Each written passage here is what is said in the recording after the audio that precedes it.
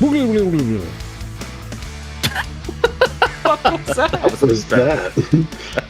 Hey ballers, welcome to These Balls Could Talk, the podcast that wants to pay tribute to the voice of the Yankees, John Sterling. Rest in peace, big guy. This is Mark along with John and our producer Pete, and we'll hopefully lighten things up by getting ready to discuss the latest in sports, tech, and pop culture. If you like what you hear or see, please like us or hit that subscribe button, or as someone on the show likes to say, tickle that little bell. Someone is Mark.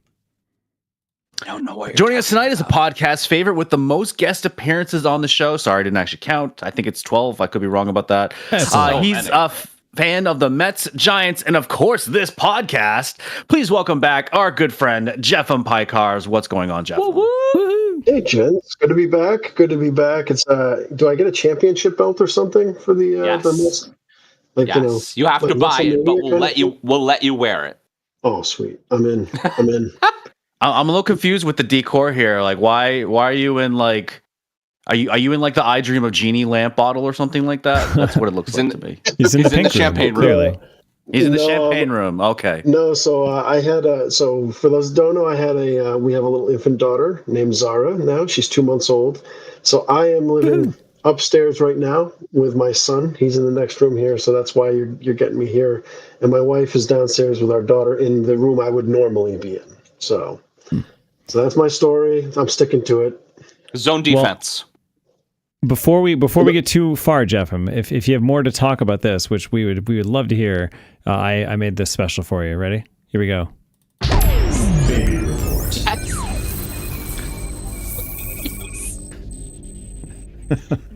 Oh, that's amazing. Baby report. I know what you were doing. I was so excited. Well, so we have a 2-month-old infant named Zara. She is doing great. We're at the point where she's sleeping about 3 hours in a stint now, so that's not terrible. Okay. So Masha's it's like forever. That's like forever. I know. In infant years, that's forever. We are still living in different floors because we know when Zara screams, we don't want her to wake up Noah, so we're trying to manage the two kids together. But honestly, she's amazing. She's beautiful. She's an amazing little girl. And that's awesome. Yeah, no, I'm super excited to be a dad for a second time here. I think that's rock and roll, man. Does it feel different the second time around? Like yeah, I would say it definitely feels like there's a little bit of like we've been through it before kind of thing. So we know some of the stuff, but at the same time, she's also challenging us in new and interesting ways. Right. So it's never going to be a carbon copy, right? It's a whole new human. Right. But I will say, like, there's less anxiety over certain things happening now. Like, we're not like freaking out over every cough now. It's not like, oh my God, she's like, should we run her to the hospital right now? It's like, okay, no, she's got a little cough. She's going to be okay. So I would say, yeah, no, overall, it's definitely a lot more work though. I will say we heard this phrase that it was like, people said like 1 is like 1, 2 is like having 3. And then supposedly 3 is like infinite. And so far, it's a lot of John was saying zone. We went from double teaming to man-on-man defense now. That's right. Yeah, it's been. Noah's still pretty young. I mean, but I think that's a good age, right? He's still pretty. 3.5 year difference. I would not think that is a good age, Pete. He still needs a lot. You know how much your son needs. I know. I'm just saying for like, right, it's going to be really tough at first, but I'm saying eventually as they grow up, I feel like that's a nice age difference.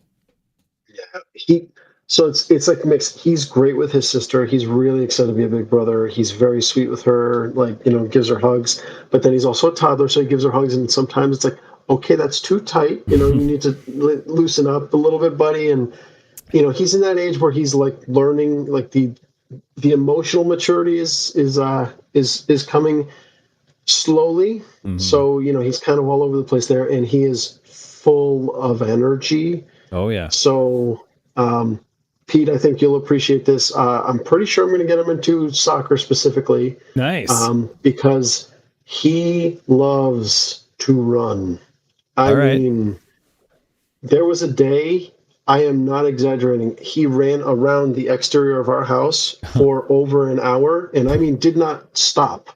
Right. And then he paused for about 5 minutes, and then he continued running for another 20 That's amazing. minutes. I was just like, oh my God, what am I going to do with this kid? So he's a runner. He's definitely, he's also getting legitimately fast. Like, he's at the point to catch him, I actually have to break into a real run. To run down, so. we're already at jog at this point, so I think we're both screwed.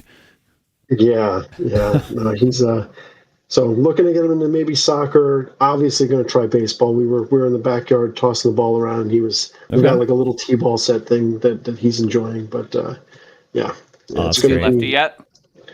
He's a righty. He's definitely a righty, 100% without a doubt.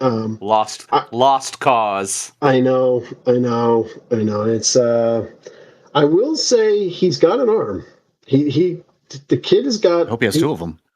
Hey. No, but I mean like legit. All right, haha, Mark. Yeah, no, legit. He's got the boy's got an arm on him. I give him. He's got fire. Unfortunately, he seems to have his dad's syndrome though, where he's got a great arm with no accuracy.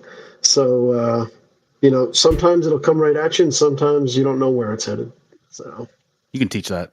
Well, it's better than was it Malik Willis who threw the first pitch out the other day, like out into pretty much the stands. Baseball's completely different, Pete. Come on. Right. Still, still throwing a ball towards something. All right. So for the listeners, if you haven't seen it, and this is for you, Pete, because you got to look this up. I know Mark and John have seen it. Look up 50 Cent throwing out the first pitch. Okay. If you want to see a bad first pitch, check that out. Oh man, also good. Well, also good, yeah. But oh my God. Meanwhile, the Yankees. Malik Willis's recent one is probably up there too now. Meanwhile, the Yankees had one of the new members of the female professional baseball team throw out the first pitch today, and she did great. Okay, nice. Anyway, Patrick Mahomes also has a notoriously awful first pitch. So maybe it's all quarterbacks. I don't know. Yeah, that's so interesting because wasn't one of the quarterbacks somebody like was it one of the quarterbacks like fired like a 90+ mile an hour pitch in, didn't he? Russell Wilson. Sorry. It was probably, I was going to say it was Russell Wilson or Kyler Murray. The Russ Bus. The Russ Bus did it. Maybe he should have been a baseball player. But no, no, I'm sorry. It's Colin Kaepernick. Oh, really? Kaepernick. Okay. He fired a 90+ mile an hour first pitch. By the way, I love how we started the show. We're already on a tangent. It's fine. The Jefim episode, you guys. Let's catch up with everyone. All right. Life's been moving big and small. It's time to talk about our balls. Oh, I got it. John, how you been? Living the dream, guys. Living the dream. Took the day off today. I told my boss on Monday I need a mental health day. Jamie got a adjusted offer from one of the high schools she said no to, and they tripled their offer. So we gave it another look. Whoa. What? You could do that this late in the year? They are honestly treating this like a college admissions. They tried to offer Jamie free tickets to their play because they know she was in drama. We were busy that weekend with Jamie's play. And now they were like, good news, we reevaluated your contract. Here's your new number. And I'm just like, contract? That a lot less than the old number? That means you're her agent. I'm like, that's a lot.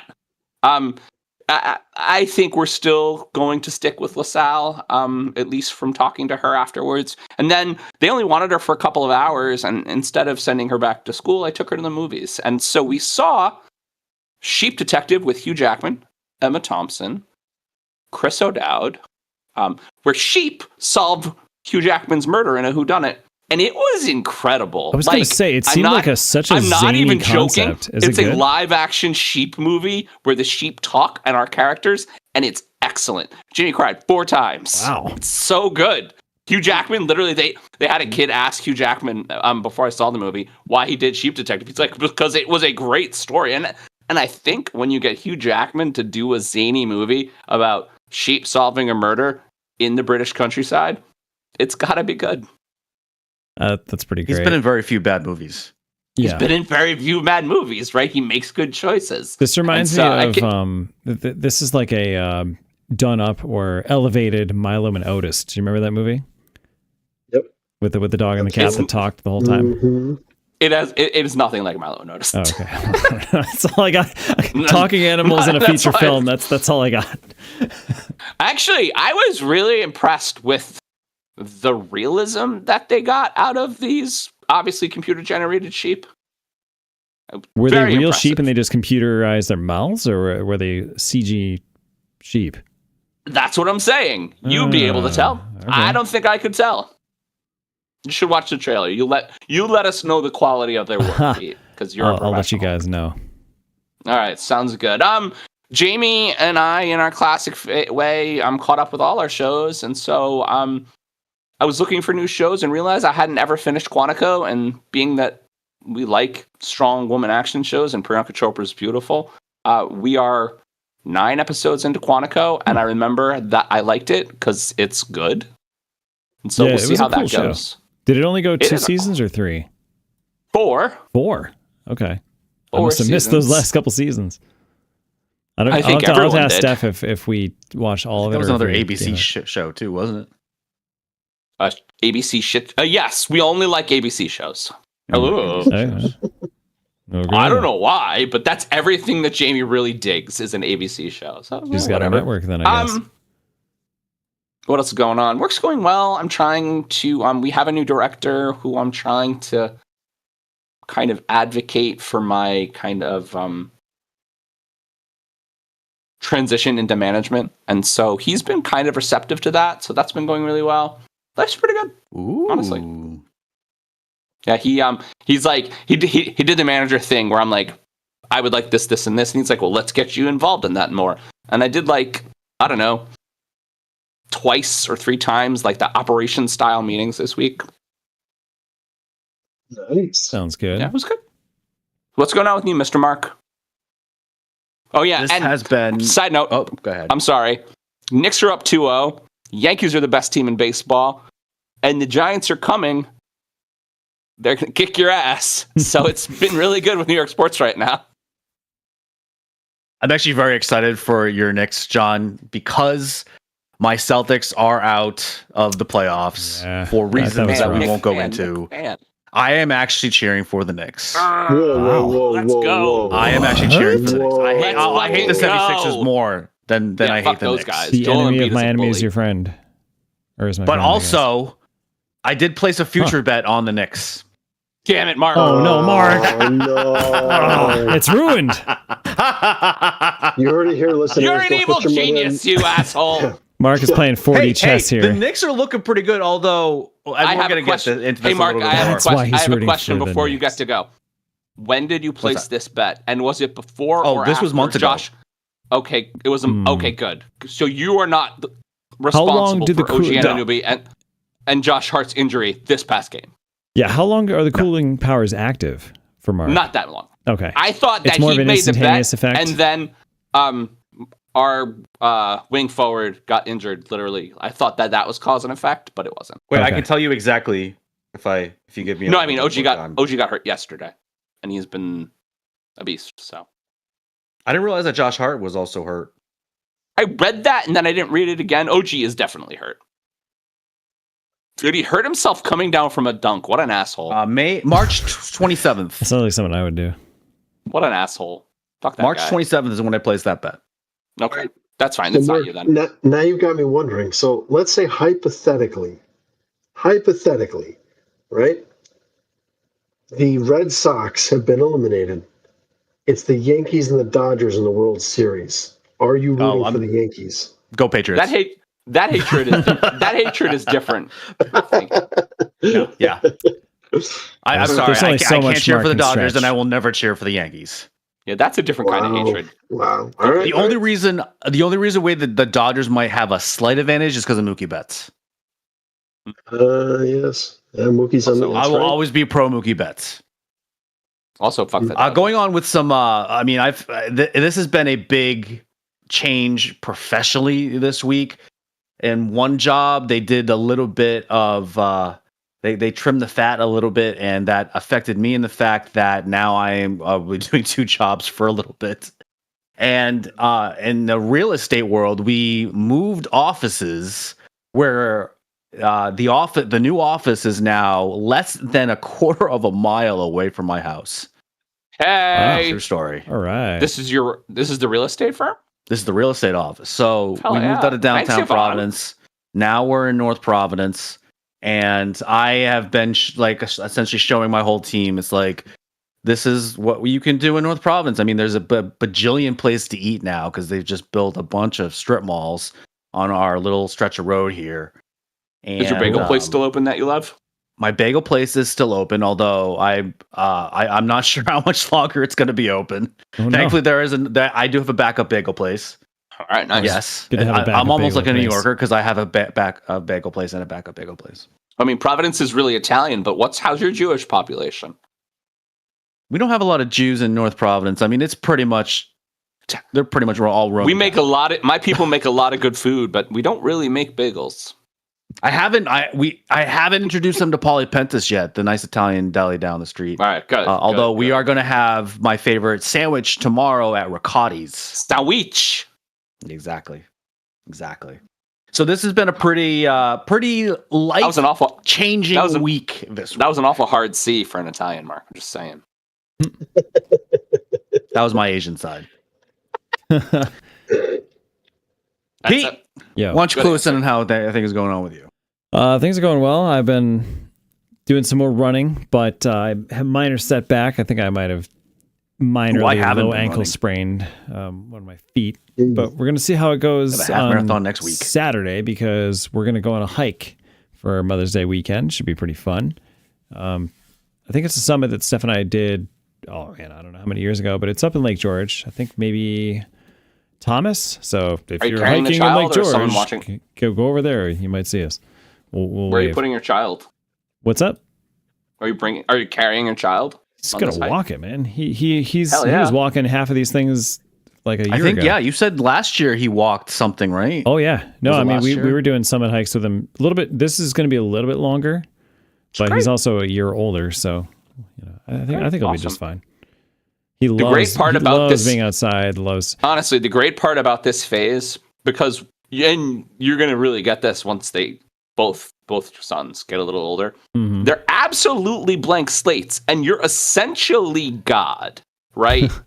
And so whatever you say is cool. Whatever you say. Yeah, I mean, And this is the part where they're more blank than not. And so like they don't like anything that you tell them they don't like, right? And so like if you tell him he likes hiking, he likes hiking. If you tell him he likes baseball, he likes baseball. That's just the way it works. yeah, and on top of that too, I think he's just always loved, like anytime, even when he was like a little baby and not even understanding what was going on, you would bring him outside and he'd just be like, and then he'd be upset if you bring him in. Did you say he hiked last year when he was like a year and a half? Yeah, it was really cute. I mean- They were easier trails. Well, actually, there was one in Vermont we did that was harder, but I would carry him where I needed to. And He's only your child. yeah, and the cutest part, when he was only like 18 months. Yeah, he he's was gonna doing run this mile. with He's this gonna little- run a faster mile than me next year. with his little hiking boots that we got him, and anytime we were on an adventure like a hike, I would go, "Hey Liam, da da da," and that meant adventure, and he would sing back da da da as he's like walking. It's really cute. That's amazing. And truly, Pete, you're already raising the ultimate athlete. It's good to know. I don't know about that. It sounds like Noah's got the long distance down. He likes to run, but honestly, I don't think I could get him to hike up a mountain. He'd be like, "Carry me." Well, because he's probably being smart about it. He's like, he's very motivated. Yeah, gonna- but yeah, when he he's gonna doesn't, be- I gotcha. But when he doesn't want to do something, he's like, how can I get out of this? How can I convince Dad Exactly. to carry me up this thing? yeah, I mean, I'm that's adorable. Carry me. Liam still does quite a bit of that too. Yep. up, Yep. Yep. up. Liam used to say carry you, and I was like, well, no, you got to say carry me, and he would say carry you me. Well, close enough. Let's see, what else was I going to say with all this? Yeah, Mother's Day coming up. I mean, we've been enjoying the Sabres. That's been a ton of fun. By we, do you mean you? Me, pretty much. Well, I mean, I've been forcing, although I can't turn it on. Well, we'll get to this, but in short, I can't watch it on my big TV and setup because they always lose. But when it's on my tiny little freaking phone with like the volume down in the background, they win. Pete's got superstitions. Oh, I mean, it's fun. I haven't even. They've fine. been so bad for so fine. long. I haven't even been able to enjoy having weird superstitions. So I appreciate It's great, it. man. Have you been able to watch any of the games with Liam? Yeah. He doesn't quite understand what's happening, but he'll cheer if I cheer, I guess. There's a lot of fast He's just motion like, going this on. is hockey. I was like, yes, see, they're skating on this ice. He's like, huh. But that's about all I got out of him so far. But yeah, I'm excited. I got my playoff beard is slowly growing in. Let's see. Yeah, me too. But yeah, Hey, man, the superstitions are real. It's a real thing. They're very real. But yeah, no, we're excited for a nice. Pete's not superstitious, just a little issues. A little stitches. I still have a 2023 Mets hat. I buy a new one every year. John knows this. Mark knows this. I still have. Well, I was there when you bought when they collapsed. Right, you were there last. Yep. But I have one from 2023. I literally cannot wear because the team collapsed. I literally, it sits on a shelf. I still have it, but I can't touch it. You still have it? I would have burned it. No, dude. Maybe that's what's holding them back, Jefim. You got to burn that thing. You got to think back. You got to think back to what you did to cause it. Yeah, cleanse those demons. Cleanse it. Let's go. All right, let's get to know our guests a little bit better. That's right. It's time to warm up our balls. Before the takes and curtain calls, we gotta warm up your balls. Hey. During this segment, Pete will spin the wheel and randomly select a question for our guests to answer. Are you ready, Peter? Let's do it.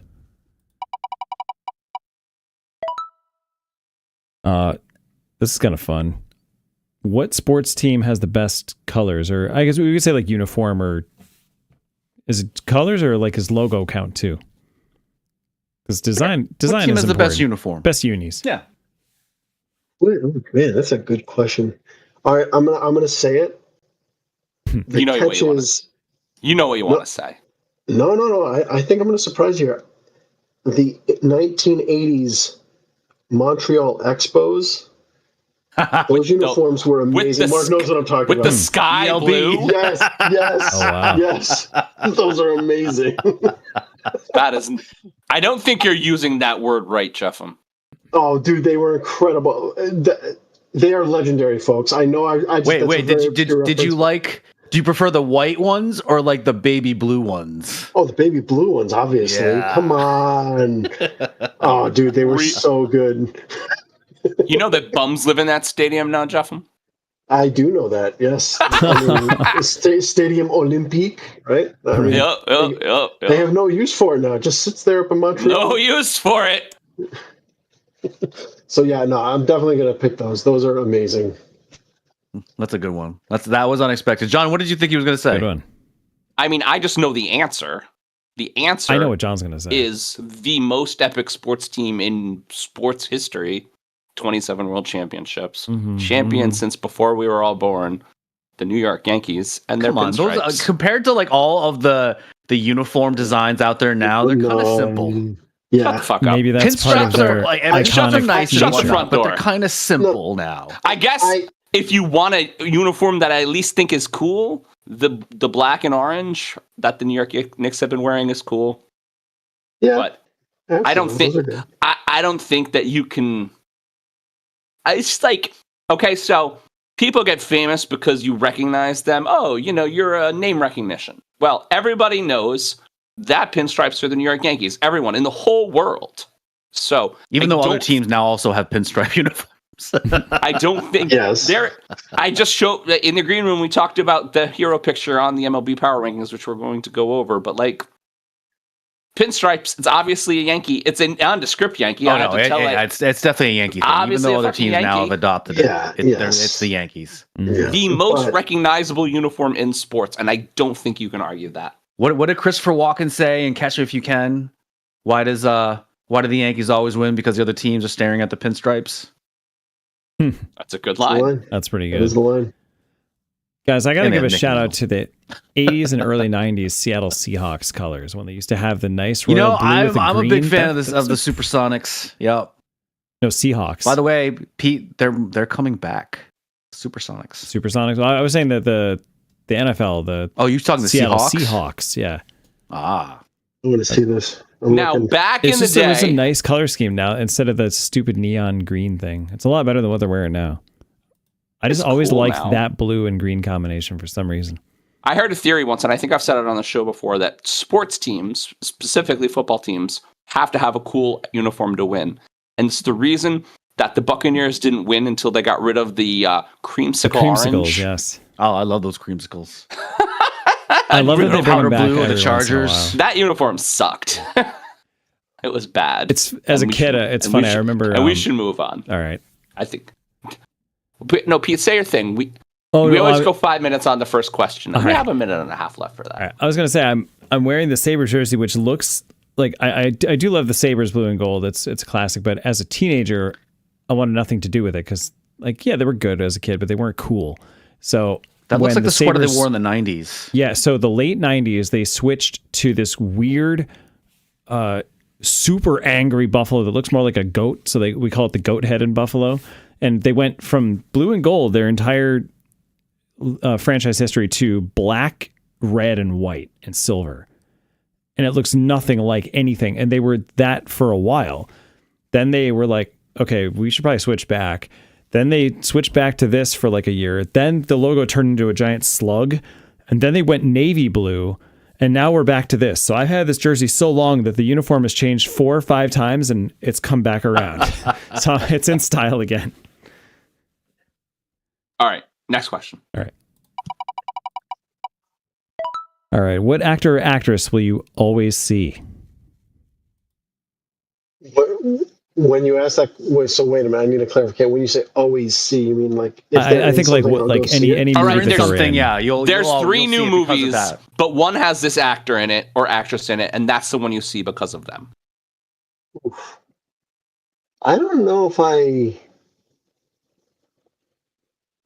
I don't know that I have like an actor or an actress that I will like always go see their stuff. Hugh Jackman? That's mine. I mean, I don't know. Like, I do like Hugh Jackman, but I don't know that like I would absolutely in every case. Like, I didn't go see The Music Man on Broadway or anything, so I don't know. I don't know that I have that. I honestly, I'm not sure. I'd have to opt out of this question. I think the closest for me might be like Chris Evans or RDJ, just because I'm a huge Marvel nerd. But Okay. But is it because of them or is it more because of Marvel? I guess what would be the one that like because of that actor or actress specifically? Idris Elba. oh Yeah. yeah, Really? no, I would totally Because he's Black John, you're Superman? right. I mean, sh- Idris Elba is just. I mean, what was that He's movie pretty where he was amazing, Black man. Superman? Was that a Mission Impossible? That was movie? Hobbs and Shaw. No, it was Hobbs and Shaw. I saw It Hobbs was and Shaw amazing. because of it. Because of Idris Elba, but also because of Jason Statham and The Rock. But I saw it because Okay. of those guys. That's a dumbass premise. It was was amazing. kind of a bad. It had No. every reason to be a bad movie, and it wasn't. So And it was amazing. It was amazing. Yeah, no, you're right. Idris Elba. I mean, I first felt like I thought he was awesome in Luther, like the Luther? show, which like totally hooked me on him. And I still think, and I know it's not going to happen, I still think he should be James Bond, like 100%. Like, I would love that. That would be be great. cool. He's got the gravitas for it. Do you think Yes. the world could take another James Bond reboot? They do it course. every 5-6 years. well, Yeah. they're about to. They're going through it right now. That's the whole thing. Because They're- Craig is barely probably haven't- James Bond. Craig is They probably haven't done it in a sunsetting really. his They haven't his done role, it since right? what's his face? Daniel Craig, right? Or has They, there been they another haven't one done after it since him? Well, that's Daniel 'cause- Craig. Well, so They did 3. But that's because there's this whole like thing happening, right? So Amazon bought the rights, Mm-hmm. and originally the original family was still involved, but then Amazon, it's Jeff Bezos, it's the evil company. They did something, and now the original family that has literally made every single film, essentially produced every film, is out. So What? now Amazon solely owns the rights, Ugh. and they are rebooting it. That can't be good. They're dragging it out, but it's looking like they're going to go with a young actor. But nobody knows They're that. probably That's like the big. long term. I think it's That's on gonna be Polymarket. I bet it's going to be fucking Jacob Elordi. Jacob Elordi is getting everything right now. Might be. You should check Polymarket though. They shoot bets on it right now of like who's going to be the next guy. So, Of course, Polymarket's got bets on it. yeah. They're probably trying to make it like Timothy talking Chalamet because he's in everything now too. No, he's too little. And He's a little dude. I know it would not work, but they would try. I don't know. He is if there's excellent. A young actor that I don't know. If there's a young actor I can think of that I've seen it. I'm like, yeah, no, that guy like oozes, Riz, as the kids are saying these days. So I don't think they're saying that anymore. Can we give a shout out though to the Riz is the not question? a thing anymore. Guys, we failed to mention the world's most universal actor, Nicolas Cage. Nicolas Cage makes bad movies, you guys. Yeah, but I mean, but you always see them. He makes a lot of bad movies. But I feel like I would always. The man go can't say no because right. he's in that much debt. I know. He makes a lot of bad movies, and he has for a really long time. Remember, he made 2 Ghost Rider movies. Okay, I only saw one of them. I only knew one existed. I didn't realize I don't remember him making that a second Ghost Rider movies. But he made the I remember worst the one with movie. Eva Mendes. I feel like he made the worst movie of all time, The Wicker Man. If anybody hasn't seen The Wicker Man, don't awful. Because it's awful. I just know the scene with the bees. He beats up a nun. He's played some weird shit. I mean, he's in Steven Seagal territory right now. Though, with face off. With this, yes. Oh god, Face Off. Come on, Face Off was awesome. Face Off was like the ultimate '90s action movie. Yeah, he was built for those. I mean, The Rock. It was like John Woo's peak. What was the one where he's National Treasure? Oh, National Treasure. I'm surprised he hasn't made another one of those. Gone in 60 Seconds. Steal the Declaration. Well, no, Gone in 60 Seconds is awesome. That's all a those cool movies movie. were awesome. I was he was say, awesome. Yeah, he's the king. Good movies. Can I put in an argument that maybe he's the king of those movies where, like, if it's on, like, you turn on the TV, although this doesn't happen anymore because we just stream everything, but when you used to turn on the TV and there'd be a Nicolas Cage movie like that on, all right, I'll leave it on for a couple commercial breaks. That's fair. I mean, some of them again. He's in Steven Seagal territory now. Yeah, he's definitely making some rough movies. It's not good. It's kind of like Samuel L. Jackson, where he's like, I don't give a fuck. Out? I'm just going to play whatever. Yes, that was actually glorious. When he played something himself. Weight of Incredible Genius or something like that. I still need to see that. Oh, The Unbearable Weight of with Pedro Pascal. Yeah, yes. With Pedro Pascal. Incredible talent. The Unbearable Weight of. I mean, there's another one. Yeah. Wouldn't you see something? Anything that Pedro Pascal's in? That's up there. I know your wife would, right, John? My wife would. What about actresses? I almost said ScarJo, but Ana de Armas is just so beautiful. I'll watch whatever she's in. Ana de Armas, that's a good one. By the way, I've seen a lot of hers. Yeah. I have something in my Netflix queue just because we talked about it on the show last week, but Jamie and I have caught up on the entire John Wick universe. I've educated her. Ballerina was awesome. She kicked so much ass. She kicked so much ass. I hope they make more of those. She did a movie with Ryan Reynolds called Ghosted, where she was a CIA agent who ghosted him on a date and she followed him. But it was funny. Wait, was that Ryan Reynolds or was that Chris Evans? That was Chris Evans. That was the one I saw. That movie was so awful. It was bad. It was really bad. That was one of the worst movies I've ever seen. She was great. I know. She was good. But because of Chris Evans and Ana de Armas, it was actually enjoyable. Yes, they actually made it worth watching. Chris Evans is generally good. Steph and I just watched that. We were like, she's really pretty, but this movie kind of sucks. But yeah, it's really awful. So bad. God, yeah. All right, we should move on. We've exhausted this one to death. All right, the most beautiful woman in Hollywood. Oh, because you're in the middle of Quantico. Bar none. I mean, not. She's got a little old, but like Quantico level. My God. You know, my wife and my daughter are both saying like, "Wow, she's just unfairly pretty." she's beautiful. I think I heard she did that James Bond movie as a favor to Daniel Craig after Knives Out. Nice, that's awesome. Oh, you mean Ana de Armas? Ana de Armas, yeah. She had a small role in what was it? No Time to Die, I think. No, I thought it was Skyfall because she's or is it No Time to Die? No, maybe. No, I'm pretty sure it was Skyfall. Pretty sure it was No Time to Die. All right, well, we're at 10 minutes. Right. Right. The third question, so let's get to it. I spun it. You guys ready? It's a Jefim episode, John. All right, let's do it. What is the best TV or movie reboot? Oh, TV or movie reboot. Oh, I hate reboots. I have an answer. I really My mind don't just like totally blanked. reboots. We stumped you to No, I have an answer on these questions, didn't we? Okay. Yeah, no, I really don't like reboots. But if I had to, God, well, actually, if I had to pick one, and just because of the stuff I like, Gone in 60 Seconds. That is a reboot. Oh, and that's I a reboot? really like it. That's Yeah. a deep cut, though, Okay. bro. Well, hey, you just mentioned it, man. So I'm sitting here like, okay. That's a deep honestly, cut. I have seen the original from the 70s. yeah, and it was not nearly as good. It's Oh, not, Not yeah. nearly as good. It's not. It's not. Could they ever Um, reboot All the right. Cannonball So Run? my answer, and I think it might be again correct, is 21 Jump Street. No. That movie is incredible. Shut the fuck up. No. No. I don't Did think you I- not like? I don't remember. Did if you I not saw like that. 21 Jump Street with Channing Tatum? No. And why? It's hilarious. It's a funny fucking movie. And Yeah, I'm with Mark. I love a movie that is a dumb IP reboot, and there's a lot of them that knows lot of them. it is aware of itself, and it's like, what's his face? Dude from Parks and Rec, whose name escapes me right now.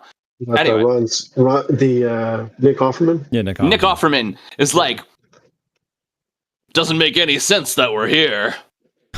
You know, like he says it in the fucking movie. Yeah, That's pretty good.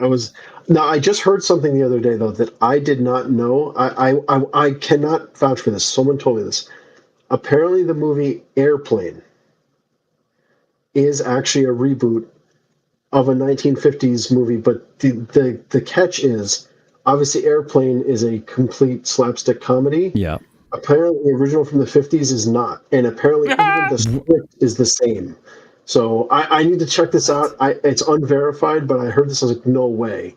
What? So that might be my other vote if Amazing. that's true. That's wow.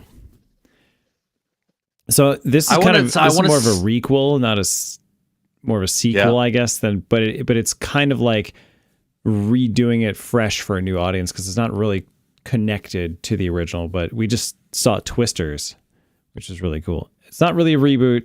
It is technically a sequel, but it also has nothing to do with the original cast or anything like that either. It's not a reboot at all. Yeah, that just sounds like yeah. But it has nothing. It's a poorly placed IP sequel, but it was good. I agree with you there. Yeah, they never mention. The only mention at all, the only connection to the original movie was the Dorothy thing, which is in the first 5 minutes. The tub full of the thingies that fly up into the tornado. That's just connecting it in the universe. Yep. I'll tell you why this question actually upset me is there is currently a show that has been rebooted that it is my all-time favorite show. It is Scrubs. I was just going to give a shout out to Scrubs. Freaking rebooted it, and I hate that they did it. It is not good. I'm sorry, Bill Lawrence. No. Like, Jack, this was a mistake. Like, do not. I don't know. I this. think it's cute. I think it's cute. And because I'm so invested in all of the characters, by the way, I love Sarah Chalk. I think she's gorgeous. And I think it's cute. It's a hell of a lot better than the last 2 seasons of the original Scrubs. That's for sure. No. I disagree, Mark. The last season, I agree there was like some bad season, but I thought they ended the show so beautifully, gave it like a perfect send off. I was so upset that they rebooted it. Well, the ending I thought was pretty good, but the last 2 seasons of the original version of Scrubs I thought were awful. And a lot of the original cast like left too. So. Well, okay, yeah, you're talking about the season that didn't actually happen. That's different. Yes, the season that didn't actually happen. Yeah, no, that was awful. That was, I don't know, that just didn't happen. We're just going to pretend nothing there happened. It was not a season. Along the same lines of Gone in 60 Seconds, Ocean's 11 was technically a reboot. That is technically a reboot. That's a good reboot. Yes, that's right. Reboot. That is a good reboot. That's a good one to end on, John. That's a good one. There you go. Actually good. That was all right, Pete. All right, we finally. We're gonna hand things off to you. All right, we're gonna start with this because, oh my God, it's happening. Sabres report. Not at all borrowed earlier in the segment for a different style of report. So guys, I'm really excited, as you have been able to tell for the last couple episodes. My Sabres made it to the second round. Mark, I'm sorry. It was a hell of a series. It was as intense as I thought it would be. I thought it would go to Game 7, but that was not the case. I mean, I thought so. Both teams registered over 50 hits a game. The Sabres in Boston. Great. So we'll close out talking about that one. How many Stanley Cups do you win for hits? Well, none yet, but so what I'm excited about though is moving forward. I think this series against Boston taught the Sabres that they can be a little bit bullyish and aggressive, even though they are fast. They play like a fast team. The concept is called river hockey, which was born out of them playing Tampa, where like the two teams were just flying back and forth, and it's just kind of seat of your pants, like, oh well, it's like rush, shoot, goal, instead of playing a more structured or like defensive style of hockey, which Boston, in their way of trying to kill any neutral zone entries into enemy territory, was trying to do. The Sabres, I think, at the end realized, oh wait, we're as big as Boston, so they can't bully us, but we're faster. So they started using their speed in the final game, and that's what got them through. But holy crap, Mark, your goalie, that dude's incredible. Jeremy Swayman. He's okay. I kept thinking, I was mixing him up in my head with Pasternak, which apparently in the party in the plaza for the Sabres, somebody had a Pasternak blow-up doll that they were throwing pasta at. That was amazing. We covered that last Pasternak. Week. Are you going to trash we did talk about that last time? Okay. Katie next week because of the Canadians now? So now we're into round 2, and we're moving forward. The Sabres have learned to be bullies a little bit, or to fight and be physical, which is perfect against the Canadians, who are equally as fast and skilled as the Sabres, but they're not as big.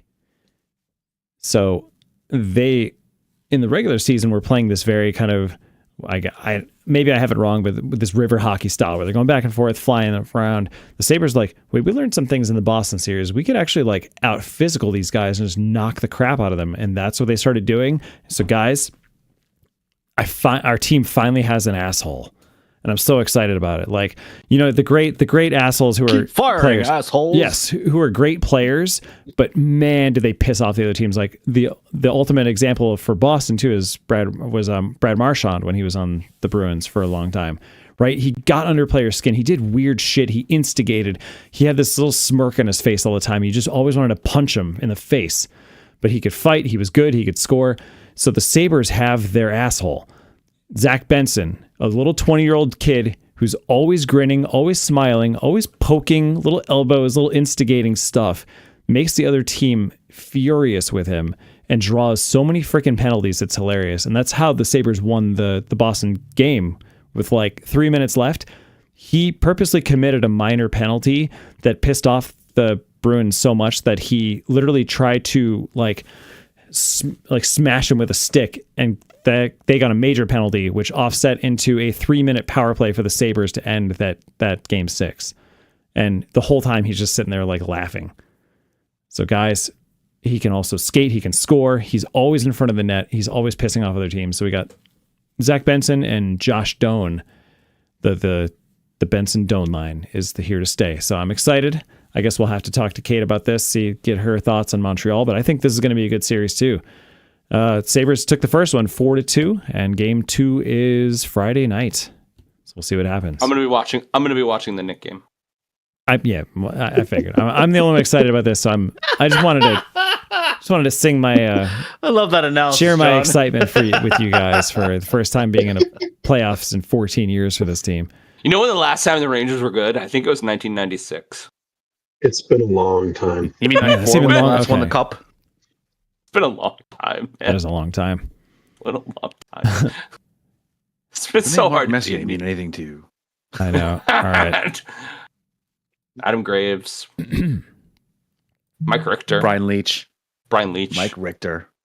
All right, Pete. Next thing. Go. Okay, here we go. So now, moving on to this, which I have not rehearsed at all, but it's fine. I love it. I love that for you. It's totally fine. There it goes.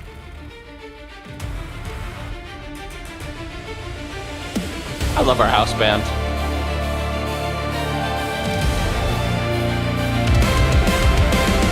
Mighty Morphin Power Rankings!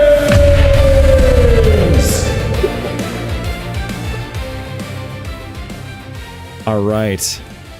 Welcome to Mighty Morphin Power Rankings, where every week the MLB teams morph into either Megazords or broken plastic action figures, which seems to be the majority of the AL now. Big League Balls 1 through 5, the heavy hitters. The Braves are still acting like the final boss. I like the theme here. But the Yankees just smacked the Rangers 9-2, and the Rays are sitting at 24-12, which feels less like a hot streak and more like they found a cheat code. The Cubs also just body slammed the Reds 8-3, so yes, apparently offense is legal in Chicago now. Now the real fun, the warning track balls. The Padres stay at 6 because every week they look like contenders right up until they remember they're the Padres. The Cardinals climb up because they've quietly gone 21-15, which is baseball version of your weirdly competent coworker nobody notices. Say that 5 times fast. The Pirates are up. Yes, the Pirates. They just beat the Diamondbacks 4-2, and for one shining moment, Pittsburgh baseball looks less rebuild and more. Please don't check back next week. What's that, Mark? The Fighting Paul Skeens. Ah, yes. The Fighting Paul Skeenses. I mean, if he can't do it, who else could?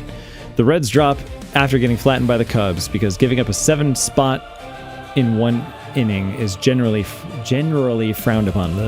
And the Brewers hang around because Milwaukee's entire organizational philosophy is apparently be annoyingly solid forever. And now, ground balls. The Tigers, Guardians, A's, Diamondbacks, and Mariners. Competitive, dangerous, and one bad bullpen inning away from a therapy session. Cleveland just dropped 8 on Kansas City, so somebody over there remembered how bats worked. Now, foul balls, the chaos tier. The Royals, the Blue Jays, Phillies, Marlins, and the Rangers all live here this week. Who got introduced to the Yankees offense like it was a jump scare? Oh yeah, that was the 9-2 game. Oof. And finally, dead balls. This is like a third of the league here, where hope goes to file paperwork. The Nationals did beat the Twins 7-5, so congrats. Someone escaped baseball purgatory for 24 hours. And this week's morph sequence... Oh, that's this week's morph sequence. Tune in next time when half of these teams inevitably transform into pumpkins. Isn't that like Halloween? I guess it's coming early this time. All right. I don't know what that reference is, but...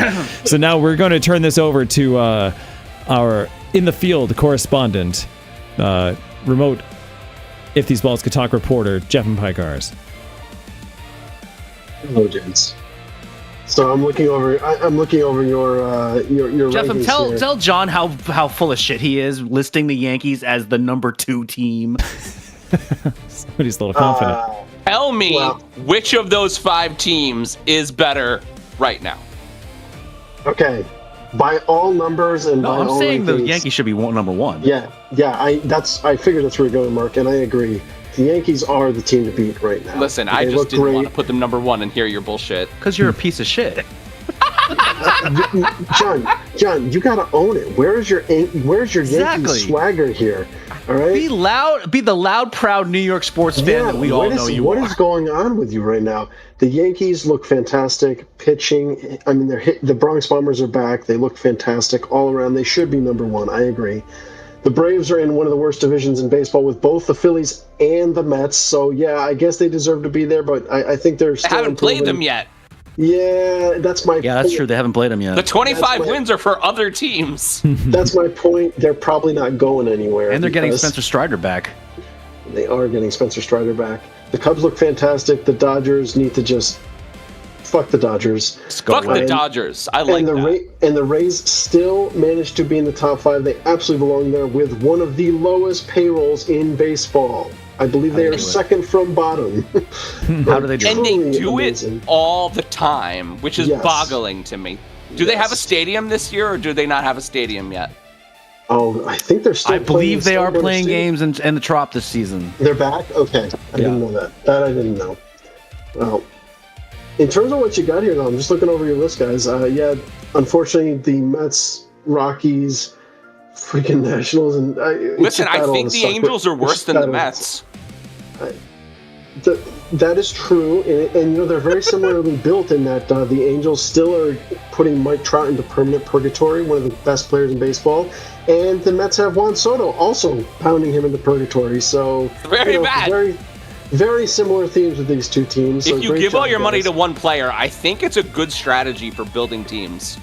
That's what I heard. That's the sarcasm. Or you could just be the Dodgers and just keep telling your players you'll pay them at some point in the next 10 years, and good luck if they don't go bankrupt. It's working for the They're Eagles gonna so go far. They're going to go bankrupt. The team that I'm going to disagree here, though, you've got it in foul balls. The Phillies still suck. I'm sorry. I know they're threatening to climb out of the cellar, but they're still awful. They still belong in the cellar. They're a bad team. I know they fired their manager. I know Donnie Baseballs is now the manager, but I still don't buy it. I got to tell you, they got a lot of points for Don Mattingly from me. I figured that's why they crawled out. I figured that's what happened. That was a really good thought for me. I mean, the fact that it's Don Mattingly, who has been on the cusp of management greatness for probably the last 5 years, always kind of around very successful teams, finally getting his own team. I think it's going to go really well. For a Phillies team, by the way, that was very good last year. Yeah, they were very good this year, but they're hurt badly this year. Or last year, all. but yes, they're hurt badly, and that's what's happening. Yeah. But I will say, John, what you really need to have happen, sorry, buddy, is you need to fire Aaron Boone and bring Donnie home. That's what you need. Oh, my God. Fucking cinema. If that happens. That is what needs to happen. That is a baseball love story, and I love that for us. I'm going to call someone and tell them. Detroit, I think, is at the greatest risk in your list right now. They are looking pretty rough as a team. They got swept by the Red Sox. I said they're free fall. It's not looking good right now. And with the loss of Skubal here, I mean, it's looking bad. Framber Valdez is a complete nightmare. What a waste. I mean, that was a terrible signing. I mean, think of teams that should be good. I ranked the tragedy in Toronto worse than the tragedy in Detroit as far as injuries. I don't know we're going to talk about this later in the show. It's a preview. But, I don't know what's going on in the water in the MLB this year. There are a lot of fucked up things happening on a lot of rosters. Yeah, well, I mean, it seems like the AL in general has forgotten how to play baseball. So, there's very that. bad. The NL looks stacked. So, I think overall, rankings are solid, though. We're very close. We're over time, Mark, but what do you think? I know Pete doesn't have any thoughts. Pete, go Yankees, right? I mean, by marriage, yes. There we go. That's what I like to hear from you. I mean, my only comment was the fact that the Yankees should be the number one team. And I know why you didn't rank them number one. It's fine. I mean, they are by far the best team in baseball right now. Yeah. I would actually put maybe the Cubs at number two. I gotta tell you, at the very least, the Cubs are the hottest team in baseball right now. I did that yesterday, and the injuries that are kind of stacking a little bit in the Yankees, I'm a little concerned about. I'm concerned about how bad Cole and Rodon look in AAA, and the fact that Anthony Volpe doesn't seem to give a shit anymore. Jefim and I had a talk on our chat thread yesterday about my feelings on Anthony Volpe. Yeah, John's written him off. I think the Yankees have finally given up on him. Didn't they? He hasn't really done anything. The way that they reassigned him, Yankee, has he? Isn't there a way that there's a way for him to get completely dropped from the team? He's still in the 40-man roster. Pete, what happened was he was hurt for the beginning of the season, but he is done with his rehab, and instead of bringing him up to the majors, they optioned him for AAA. So they're essentially saying, I know you're healthy, but you're not ready to come back. Yeah, and I mean, he's been kind of a problem ever since the Yankees got him, right? All this hype. I know this part. All this hype and expectation. His first season, he won a gold. His first season, he won a Gold Glove in the outfield. He hit a game-winning home run in the World Series. Yeah. His second season, he got the yips. Super bad. Yikes. Super bad yips. And I honestly can't explain it. Do you think he's just lost it, like that edge, or they does made he just an excuse?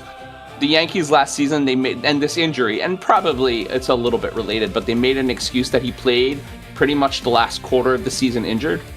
It's always easy to say in hindsight. I'm telling you the problem with him. He's never been a shortstop. He does not have the arm for shortstop. He just got exposed. And honestly, even that first year, you saw he had some bad throws.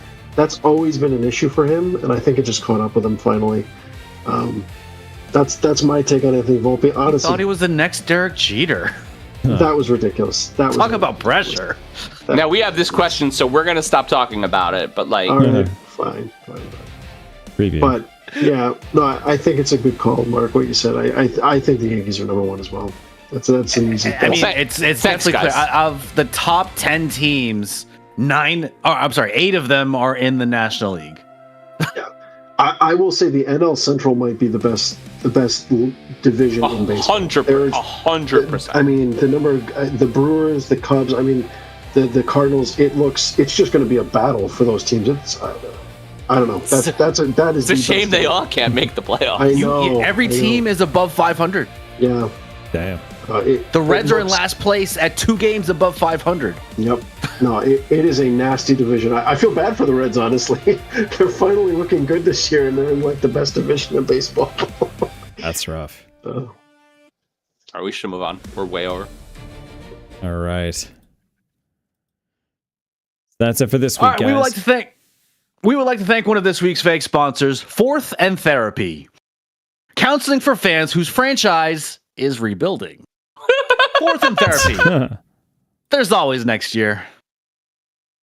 All right, everyone, shall we kick off this shindig? Hell yeah. Can I get the number to Fourth and Therapy? I'm a Mets fan. All right, so all of these next topic songs, the theme, with it being Mother's Day this weekend, these are all songs about moms. Aw. Mother. Did you ever know that you're the first topic? You're everything I would like to know. That's it. But I'll fly higher than an eagle. Mark, there is one I'm so hoping you're going to do. I won't say. I just have one I really hope you have on your list. Okay. So it's been well reported on this podcast about the comings and goings of the Red Sox, Yankees, and Mets. Unfortunately for Jefim and myself, only John's Yankees appear to be any kind of contender this season. Now, the Sox are currently in last place of the AL East as of this taping, being 10 games behind the Bronx Bombers. The Mets aren't doing any much better as they are in last place in the NL East, being 11.5 games behind the late Ted Turner's former team. While we said last week the Sox are lacking that dependable power in the lineup, the Mets are simply metting it up with a payroll that only rivaled the Dodgers. So everyone, what needs to be done to fix the Mets and the Red Sox? Well, I just want to start this off with the state of the Mets. They got made fun of on South Park this week. They did. They did. They really went at you. Mr. Met was drunk and orange. It was very weird. Yeah. I mean, honestly, we deserve it. The Simpsons, South Park, the Mets are just the punching bag of the cartoon world. So how do you turn around, Jefim? How do you turn around? I mean, I think on my last appearance, we said what the problem was, and honestly, I think it's just proving out. We said, if I remember right, Mark, we talked about the Red Sox, and we said, well, it looks like you're just going out and getting all the pitchers, and that's pretty much your problem. You let I still don't understand why you let Bregman walk. That I truly, to this day, I'm like, what on earth were they thinking? I want to throw out this stat, because I looked it up right before the game. The Red Sox, if they allow at least 4 runs, counting the game that just finished, they are 1-19 this season. So, I mean, the Red Sox, honestly, like you were hanging on because you had pretty exceptional pitching, but now with your lefty there out, oh my God, his name is escaping me. Thank you, Garrett Crochet. I mean, it's looking pretty grim for your team, buddy. I don't know. And as for the Mets, it's exactly what we said. The moves they made this offseason, trading away what the Mets need, honestly. I actually do strongly think there's one thing that would significantly improve the team. They need Pete Alonso. They do not have. They need another bat behind Juan Soto, and they need a first baseman. And guess what? They had a guy, and they let him walk. Like truly, I sit here. I'm just scratching my head with the team. Well, in a real way, every power hitter needs defense on either side. Exactly. If somebody's hitting 4, somebody dangerous has to be hitting 3, and somebody dangerous has to be hitting 5. And Aaron Judge's worst season was when he didn't have that. Because you know what's really easy? When you have a Juan Soto... Yankees. Fuck you. Or, I mean, it's really easy not to throw to somebody when you're not afraid of the people around them. Yeah. And they're having that problem with Juan Soto right now. That's why they've moved him up to leadoff on the Mets, because they literally want them to pitch to him. So that's becoming a joke. Ohtani effect. Yeah, exactly. I will say Bo Bichette, I think he's just having that classic first year of a big contract issue of, you know, you come in with all the pressure, and then plus you move his position. You guys talked about it last week, but I think they moved his position. Yeah. Yeah. Like, and if you watch what's happened now, right? Lindor's out. They moved him back to shortstop. I don't know if you guys have noticed he's hitting again. Like he's back in his natural position. So it reminds me a lot of to take it back to the Yankees, when the Yankees signed A-Rod and moved him to third base that first year, how he was just making mistakes and just awful. I don't know. It reminds me so much of that scenario. Bo Bichette is a much better human being than Alex Rodriguez. So, is that really that difficult to achieve? That doesn't take much. Yeah. But honestly, the Mets traded away their whole offense, which was not the problem last year for pitching. And I'm sorry. And then the final thing is we signed both of John's the Yankees former really appreciate that, by the way, closer, and that's working out great. Really, really good in our bullpen. You know who you don't give the ball to in a leverage situation? Devin Williams. Jesus, it's been awful, truly awful. So. He is awful. Yeah. Devin Williams has become like the Kirk Cousins of baseball. He's just fooling all these teams to pay them so much money for him to perform so badly. I honestly, and I'm glad he is not a Yankee anymore, but like, I honestly don't get it. Just like I didn't get it on the Yankees, he has 4 or 5 solid, provable, trackable seasons where he was untouchable. Yep. And just fell off a cliff. I mean, what's happened in New York, what happened on the Yankees is the changeup stopped working, and it's still happening. The changeup is not fooling anyone. No, that's exactly right. And I think, honestly, like many pitchers, a lot of pitchers who come over from foreign leagues. Who is the guy who came over from Japan with the really weird windup? He was so good. Hideo Nomo, who was so good, and he pitched in the All-Star game this first season, and then everybody figured him out, and he was terrible for the rest of his career in the States. No, it wasn't terrible for the rest of his career, but he wasn't as spectacular as he was that first year. I think people just figured Devin Williams out. Yeah. I mean, and also he's lost some velocity, right? So his fastball is very hittable in today's league. So to your point, this changeup stopped working, and his fastball is average to below average, which it's still crazy to me to say that a 94-mile-an-hour fastball is below average. But that is. I mean, Mason Miller can throw it 110, right? If Mason Miller can throw it 100, honestly, 100, and what does he throw it 105? If Mason Miller is 97. I mean, it's not even fair anymore. It doesn't even count. No, it truly has gotten so insane now. But yeah, I mean, he just doesn't have it. So I think, honestly, bottom line, the Mets, it's just poor team construction. My honest feeling, if I don't see the team come like it majorly out of it in the next 4 to 6 weeks, my honest feeling is that Mets should actually dump everybody, trade them all away, and get back what you can. I 100% think that. We'll see what happens in the next 4 weeks. I don't think you can trade Soto with his contract, even as good as he is. But the Dodgers might pick it up. That's fair. That's true. That's true. That's true. The Red Sox. I was going to say the Sox, though. I don't know, Mark. You got to get No, the Sox is the same thing. It's a poorly constructed lineup. As I said last week, there's not, aside from Trevor Story, he's the only one that's ever had a season with at least 30 home runs or 90 RBIs. You are building a team on potential, and like no one has. You still need like a good veteran presence, someone that has been to the dance before.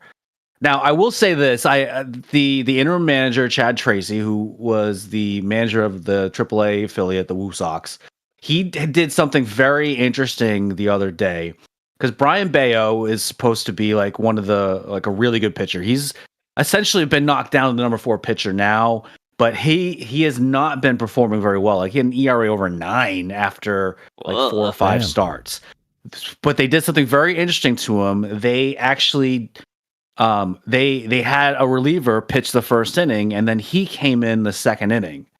This was against the Tigers, and now what was because he had a lot of first inning jitters or for whatever reason and whatnot. So now the good thing was the Red Sox actually scored 3 runs in the first inning. So when he came out, he had a lead, and he pitched extremely well. He pitched the rest of the game.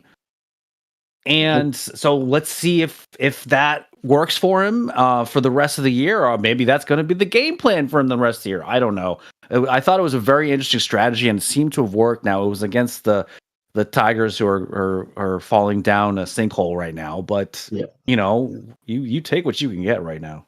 We're at time. We've been at time. We're doing so bad. We're doing so badly. We need to move on. That's okay. Stop thinking. Right, Stop fine, it. fine. We're gonna talk. We're gonna talk more baseball. Real quick. No. I was going to say both teams have the same problem. Shut the fuck up. No, you said to fix it. Both teams have the same problem. The GM in both teams, the Red Sox and the Mets, they both think they're God's gift to baseball. Very arrogant GMs. Read about them. Craig Breslow and David Stern's long history of this crap. So that's actually the core problem with both teams. There you go. It's a good way to sum it up. Maybe all sports teams that are bad. At least a lot of them. I've seen your face 100 times. Every day we've been apart. I don't care about the sunshine, yeah. 'Cause mama is next topic.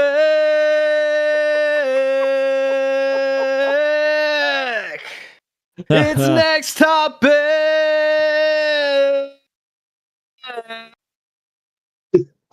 Nice. I'm guessing Like that wasn't the song, but I love that one. That's still a good That's one. a good song. So like I said, more baseball. The last time Jefim was here, I was concerned about how the Yankees were going to be in 2026. With both Carlos Rodon and Garrett Cole not close to being ready to start this season, and still not ready, mind you, and almost zero new talent brought in, it seemed like this team had peaked. Well, I am ready to admit that I was wrong. Almost a quarter way through the season, the Yankees are sitting high atop the American League at 25-11 with 3 players with above 2.1 wins above replacement, Mark's favorite stat, and another 4 above 1.0. Ben Rice and Aaron Judge recently being compared to Gehrig and Mantle, and 25-year-old Cam Schlittler having an ERA of 1.52, which tops the American League. Can the Yankees keep up this scorching hot pace, or do you let aces Carlo Rodon and Garrett Cole take their time rehabbing, and do you do that, especially with their struggles in their most recent AAA starts? Cam Schlittler, man. Cam Schlittler from Massachusetts. From Walpole, Massachusetts. From Walpole, Massachusetts. That which is only about a half an hour away from where I live. So my friend Jefim saw Cam Schlittler in the wild card play-in game last year that we went to, Mark, Jefim, and I. And Jefim goes to me and he says, "This kid is for real." And I'm like, he is. And I am so glad that this iteration of the Yankees is... I think that someone told Brian Cashman he was a fucking idiot and to start GMing for real. And this iteration of the Yankees is trusting their kids and going with their talent and not sticking with large contracts that are kind of ill thought out and just doing really smart baseball. And I don't know what they did to Brian Cashman. I think he might be body snatched. This is a bizarro Brian Cashman. It's bizarro Brian Cashman. Telling Anthony Volpe he's not good enough. pushing him in the minor leagues, just like doing a whole bunch of cool shit that I'm like, fuck yeah. But Cam Schlittler, man, this guy kept his job. He looks like a genius because Ben Rice and Cam Schlittler are the two best players in baseball right now. And they're under 20. They're 25 years old, the both of them. Wild to me. Yeah, I remember seeing Schlittler in that playoff game, and I watched his 100-mile-an-hour rising fastball and that knee buckling curve, and I was like, holy crap, this kid is going to be good. Like, I was like, Really good. Yeah, yeah, he is. I mean, I didn't think he'd be good this quick, but Jesus, he looks like the Cy Young. It's only May, but he looks like a Cy Young candidate right now. He's a Cy Young candidate right now. Yeah. But, yeah, let's see if he can get through a whole season. I mean, obviously no one's wishing we that also he's gonna get hurt, we also ruined Luis Gil, which has happened. Gil is ruined. So we did that. So, John, I just want to point something out here. So, folks, you just heard us talk about how the Yankees have one of the best records in baseball, but should be number one. So, in reserve now, what John just said is they have Carlos Rodon, former 15-plus game winner, and they have Garrett Cole, former Cy Young winner, just waiting in the wings to come up. That's the argument he's making right now to you folks. I just want to, John, I love you. It's not an argument. Here's the thing. My question is with Ryan Weathers and Will Warren, and I got to tell you, you can never tell me that you expected Ryan Weathers and Will Warren to be top pitchers, and they are. With them playing fine, with Fried and Schlittler being aces, do you just bring them up because they used to be good at baseball? I mean, you're definitely paying them enough that you almost have to. But on the flip side, their last AAA starts this week were both terrible. They were terrible. Yeah, but this is normal for the guys that are rehabbing. Garrett Cole was so bad that he hit a AAA player, and people think it was on purpose because he was pissed off. I think this is fake news. I saw what happened. I bet Garrett Cole comes up and pitches great. He looks great. Oh, I'm not sure he's going to do that because I don't think he looks great. He had a pretty serious injury, but I mean I think the Yankees should probably, if that's truly what's happening in AAA right now, maybe they should be out of the bullpen for a little bit just to gain their strength and gain their confidence. I know that won't happen, but maybe the gist of the question is: do you mess with a working formula? I mean, and I'm really glad that they didn't mess with fucking Caballero and just like throw Volpe in because, well, he's our guy. I'm really glad that they decided not to do that. I think Rodon, it's easier to do. I think Cole's coming up no matter what. That's my take on the two. Rodon is a good pitcher, not a great pitcher, but Garrett Cole is legitimate. I mean, Garrett Cole is a franchise. Yeah, like he's a franchise player. Like he's still popping 90s. Yeah, Mr. Crybaby, but he's still throwing in the high 90s. I don't know, John. I'm not buying that. I know he had a bad start in AAA, but a lot of these. Mark and I used to talk about this. A lot of these guys, when they're like exceptional pitchers, they kind of go into the minors for the rehab starts. It's almost like they don't have the same adrenaline, like they don't take it seriously or something. Okay. So you see them and they go out and they don't pitch as well. I remember there was a game where like Pedro was in a rehab start in like AAA or something, got like pounded when he was coming up through. And this was like when he was on the Sox. And it was ridiculous. Everyone's like, oh my God, is Pedro done? And then he came up and threw like 7 scoreless innings the next start. So I just think with major leaguers, right, it's almost like they treat rehab truly as like, it's just rehab. They don't take it as seriously. I'm not sure that's quite an equal comp because I think Pedro, when he was down in the minors, he was like trying to play around with some shit and see if it worked, and obviously it didn't. So I think he just went back to old Pedro. With Cole, I don't know if Cole was probably on the same level as Pedro with stuff like that in the minors, but and like John said, he threw it at someone and he didn't even know where it was going. I mean, all right. We are running a really long show and we're at time, so I am going to ask us to move on, even though I could talk about the Yankees forever. This is question 2 and it's 11 o'clock. I'm just saying. 10:55. Stacy's mom has got it going on. She's all I want, and I've waited for so long. Stacy, can't you see? Oh, this not the girl for me. I know I might be wrong, but it's next topic for Stacy's mom. Ah, Was that the song? That's the song Air 5, Mark. Air wow. 5. All right, Tarek Skubal is arguably the best pitcher in the American League and maybe even all of baseball. However, he is going to miss some time He's going to miss some time with reported, not kidding as this is a technical term, loose bodies discovered in his left elbow. He's expected to miss anywhere between 1 to 3 months after arthroscopic surgery to remove the bone chips from his throwing arm.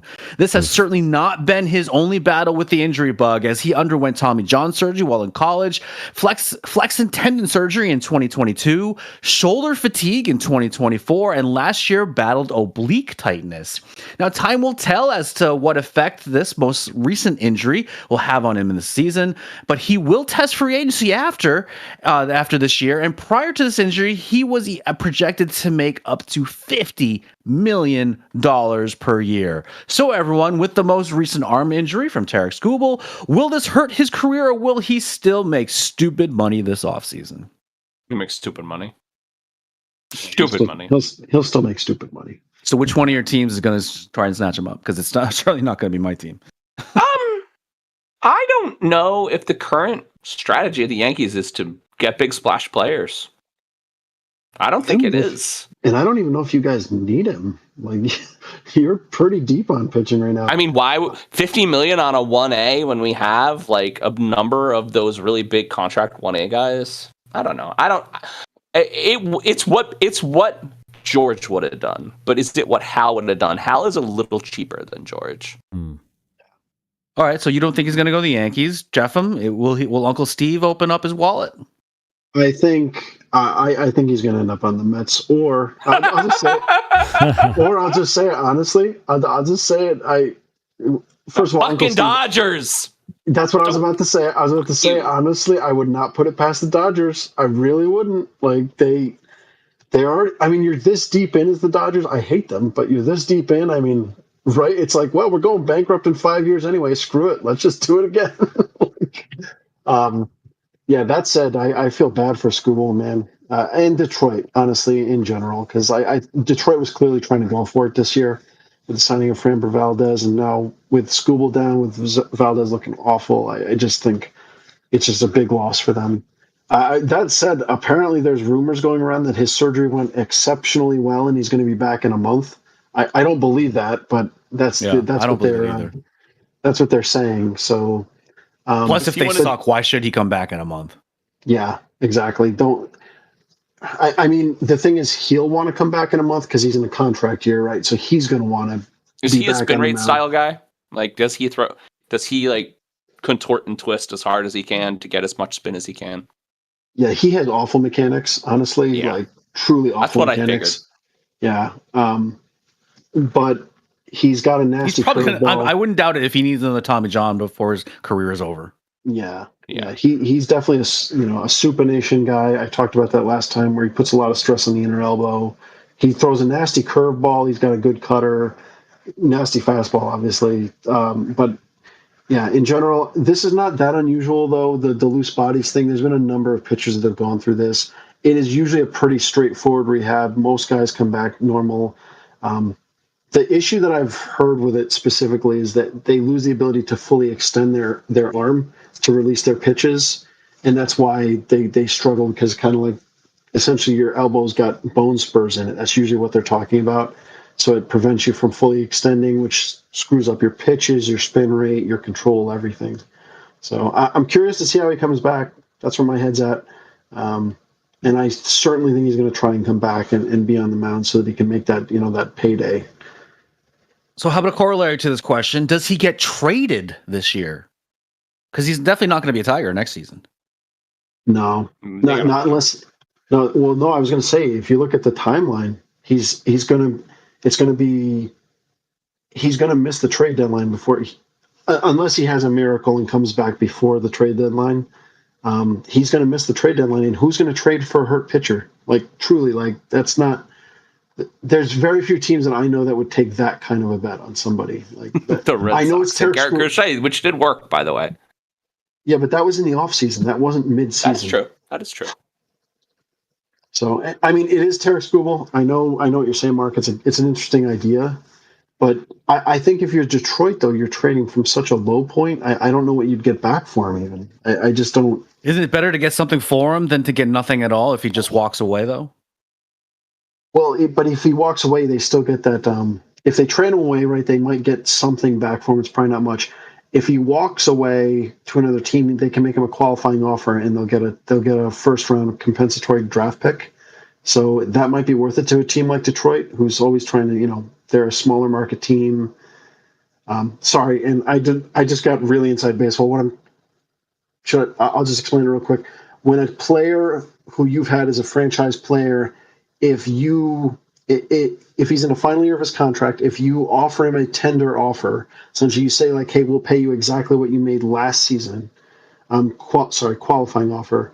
If the player turns it down and then signs a contract with another team, your team receives a first-round draft pick, essentially, in the baseball draft. So that's why that's the argument Mark and I are having here. Just breaking it down for the listeners. I know everybody's for the layperson. Yeah, for the layperson. For the Peter Joseph Peters of the world. All right, we're at time. Yeah. That's interesting, Mark. You guys are so like smart. Where you're going with it. I really like where you're going. That's clever, though. I don't know. That's an interesting take on it. When I find myself in times of trouble, next topic it comes to me. Speaking words of wisdom, let it be. And in my hour podcast, it is standing right in front of me. Speaking words of wisdom, let it be. So one more Nice. baseball question, you guys, in our great big baseball episode. The headline in the MLB yesterday was devastating. Astros star Carlos Correa is out for the season in what can only be described as a freak accident. The heart of the Houston lineup is heading for major ankle surgery, leaving a massive void in an already reeling Astros roster. Correa didn't go down on a slide or a collision.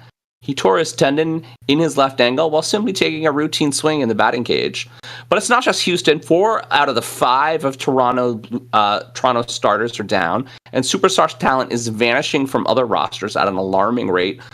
So with many cornerstone stars out for the year, do you think the MLB needs to consider expanding active rosters, or are we just seeing the inevitable result of players pushing their bodies to the absolute limit for max velocity and exit velo? So there's two things going on here. First of all, they've shortened the spring training. That was one. That is a big thing. The other thing, there was a World Baseball Classic that happened this year. There was that, wasn't there, Mark? So those two things have certainly accounted You for. see what I'm putting down, are you? Yes. Now, I never quite understood why the World Baseball Classic was in March.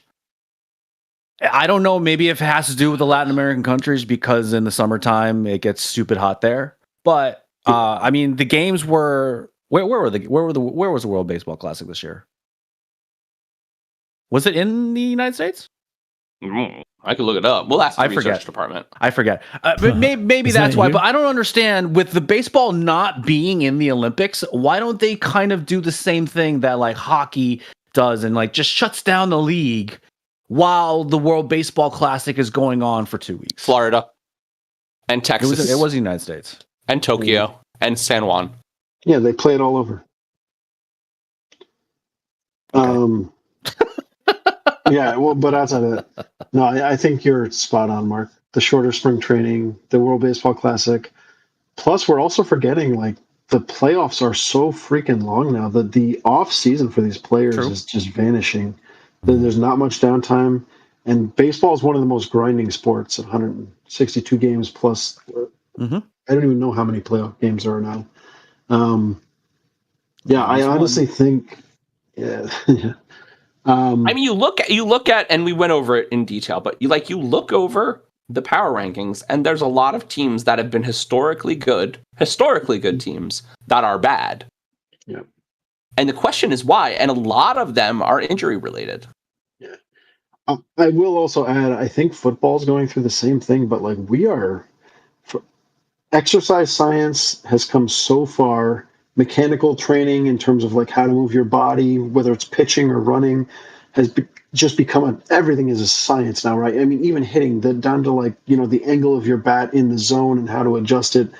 Everything is just so optimized now. I think you're right, John, with your assessment. I think we're just at a point that we're at the limits of the human body, and all it takes is a minor thing, and you blow a knee out, you blow an arm out. It's just, I just don't know how much more we can. On my favorite podcast, If These Balls Could Talk, our football expert, Peter Steffen, said that is the human body prepared for the amount of strain that comes from modern football or modern baseball or modern basketball? Yeah, you could just say modern athletics in general. I mean,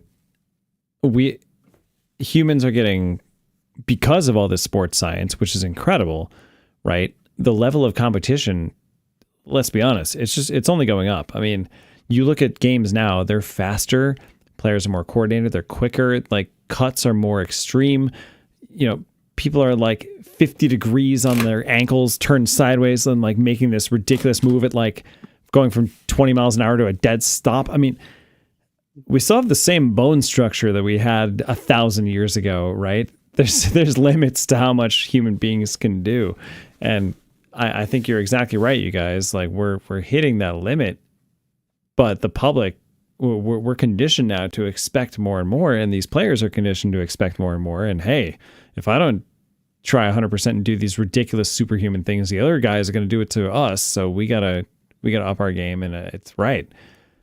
You're going to have more and more of these, freak accidents that are becoming more and more common and less freakish. I mean, you have all these non-contact injuries where people are just running in a way that snaps their hamstring, right? And you see it, and it's in slow motion. The snapping of a hamstring is just the ACL tear is just awful. Yeah, when you watch a leg implode, and you're just like, yeah, you see that that doesn't look the jiggle of right. tissue that's just like not supposed to ripple that way. Not good. Not good. I know no one baseball watching or listening has weak stomachs, right? Just picture this. I know you guys. I know we started with a baseball topic, but like, God, that Patrick Mahomes knee thing, like watching that, you could see it. Like it was like, I know. You were like watching, like, that's not good. Like, okay, I hate watching those, and then right, the broadcast will refuse to view it again because guess what? Yeah. Not only do we have these crazy levels of competition and injury, now we also have 4K HDR to see it at 120 frames a second, where they slow it down and you watch the body destroy itself in every excruciating detail. Ugh. And I mean, we just said in another topic, like with baseball, I mean, pitchers are throwing the hardest they have ever thrown in the history of the sport. And I mean, literally league average is in the high 90s now for pitchers. I just don't know how you don't expect it. And the spin rates and everything else that we're doing now, it's like the amount of stress we're putting on human tendons, ligaments, bones is just so extreme. I know the Carlos Correa injury was freak because it was an ankle, but it's the same thing. I mean, batter, right? All of your powers from your legs, the extreme speed they're swinging these bats now. I mean, I'm not surprised that that literally he just tore his ankle just swinging the bat. Well, that's related to Tiger Woods too. I mean, he had such a ferocious swing, and he's just because of the motion of swinging a golf club, he's putting so much stress on his knees. And I mean, that's why he's had so many knee surgeries. His back too. He had to get rebuilt, and his back too. Yeah. Yeah. The way he played in the 2000s, all those major wins in that decade of dominance, it ruined his body for life. Honestly, I mean, even before the driving incident, his most recent driving incident, but God, watching him in that last major, like he just looked. He's such a shell of himself now. Yeah. Oh, yeah. It's sad to watch in a way. Like it's like, wow, like look at him now. Look at what his body's not capable of due to all those injuries. It's really, I don't know. It's really sad to see how it comes out. I know football is the same problem. Baseball is starting that same issue. I mean, all of these sports. Right. And then basketball players forget. I mean, ankles and knees for those guys when they're done. Oh my god! They also jump on each other. Yeah, but it's a far cry from when you had these dudes that like, oh, the season's over, I'm going to go back to my plumbing job, or like just eat some pizza and some chips and just. And I think there's only that so is much you can get conditioned to be faster and stronger, and like the best of the best. There was a big differentiation of those players, so I just don't think the average level of competition was high enough to cause these kind of people soft ask, tissue injuries. And people who don't know better, but people ask why athletes get paid so much, and not to mention you're a 1 in a billion freak human, right? But like, you also are required to constantly, forever until you're done, keep your body in this like full fighting shape. And put your body under strain and stress, put your like social, emotional, like your health under strain and stress. And you're supposed to do that for 10 years. Yeah. So, and expect do they deserve moment. the money? Maybe not. But do they deserve something that is equivalent to that? Probably, because nobody wants that job besides being rich. Yep. And I mean, John, would you be willing to take a job where every day you're like, there's a significant chance like a bone is going to snap or something is going to break, and I'm going to be like in absolute shitty pain for weeks on end, maybe months. Yeah, in the green room, we talked about how Jason Dominguez was physically, emotionally upset when he ran into a wall in a baseball game yesterday because he not only missed a lot of last season by separating his right shoulder, he probably separated his left shoulder today. So. I mean, and we're at time. Okay. I'm keeping us. I was going to reference the death rate for football players, like being 20 years younger than the average human. Oh damn! Yeah, I mean CTE is a real fucking thing. Not even to mention the CTE part of it. Yeah. Unless you're Cam Scatabo, which apparently he just doesn't believe in it, so it doesn't exist. There is active reports that Tua Tagovailoa does not know names of his teammates. No, I heard you guys say that last week. Man. That is so sad. Oh god! Like there are guys who like Tua doesn't know who I am. That's rough. It's awful. But he got his bag. Yeah. Let's hear it for another fake sponsor, Snack Butler Plus. Deliver snacks based on live game momentum swings.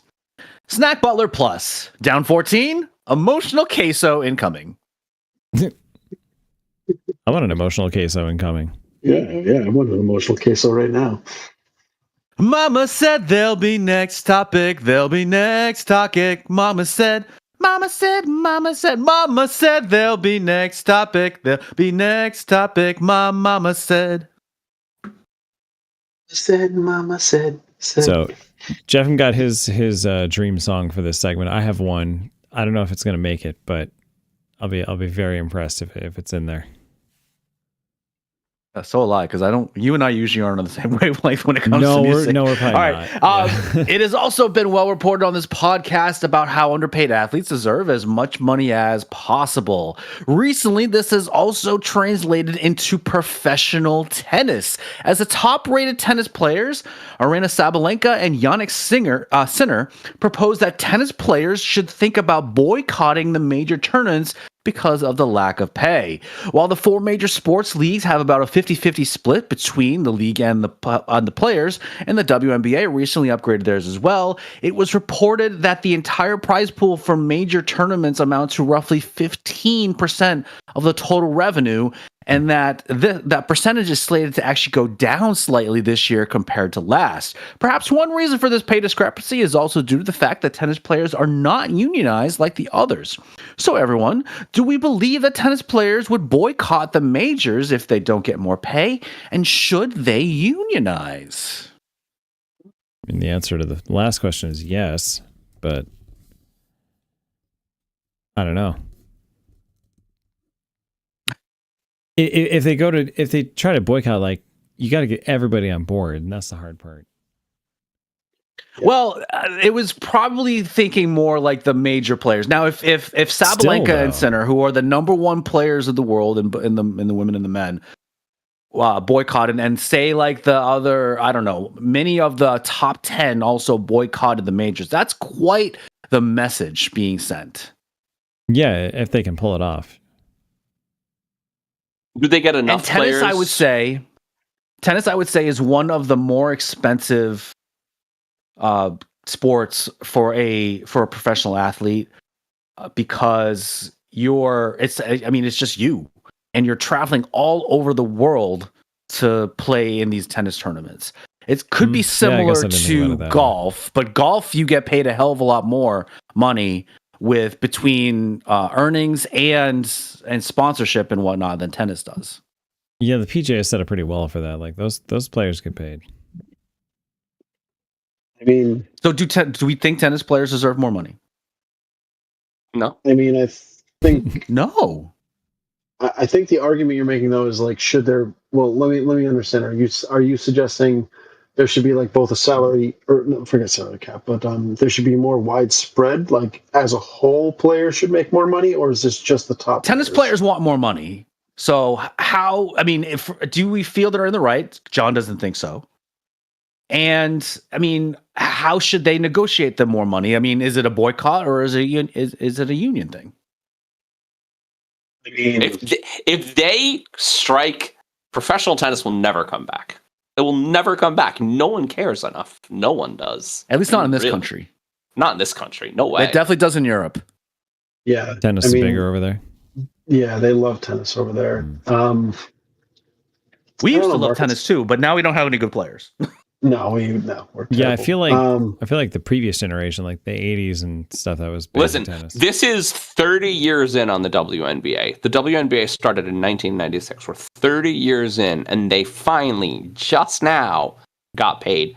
And it's still not as much, but it's more. Like WNBA stars are now going to be millionaires. And so like why did that happen? I think we on the show have talked about the fact that there is name recognition in the WNBA now finally. I think stars and fame, whatever that fame looks like, and in the WNBA it looks like college fame, internet fame, stars and name recognition get you paid. And Mark, because he is in kind of a tennis community, I couldn't name one professional tennis player right now. And I'm into sports. Not even one. So because of that, they don't deserve more money, John? A little bit. Hockey now, players, here's you want to know why? Here's how I'm going to argue against what you just said with the WNBA. Tennis has been around for a while. Tennis has been around for, I think, almost 100 years. And the pot that they have is actually a pretty substantial pot of money. Now they don't have a $2 billion contract. No, but you buried the lead. You buried the lead, though. The lead is name recognition. I'm saying that the WNBA hasn't been paid. The highest paid WNBA player last year made $400,000 or $200,000. Like not a lot of money. And the owners were still treating the WNBA like it was a startup, even though it's been around for 30 years. And the only reason that the WNBA got paid is because they're on the cusp of a major TV deal, which comes from the fact that they have name recognition. Very true. Very true. And I think that the NHL gets a similar treatment. The NHL players, as a professional, one of the top 5 professional sports, the top NHL players are making probably the least. Like, NHL players get a 50-50 split, though, still. But they don't make any money because the league doesn't make any money. So there is if you compare the top paid sports... Well, they make money, just not compared to the NBA. If you put basketball and professional, like worldwide professional soccer on the top, and then you put football somewhere on the top there, and baseball somewhere with football, every other sport is literally 1 million yards behind. 1 million. Literally, because that's how much money, like millions less. So Mark, that's you didn't mention this part, Mark. I didn't know this. I'm sorry. I just looked it up. I have my own research department here. Nice. On top of it, I didn't know tennis only distributes 17.5% of their revenue to the players.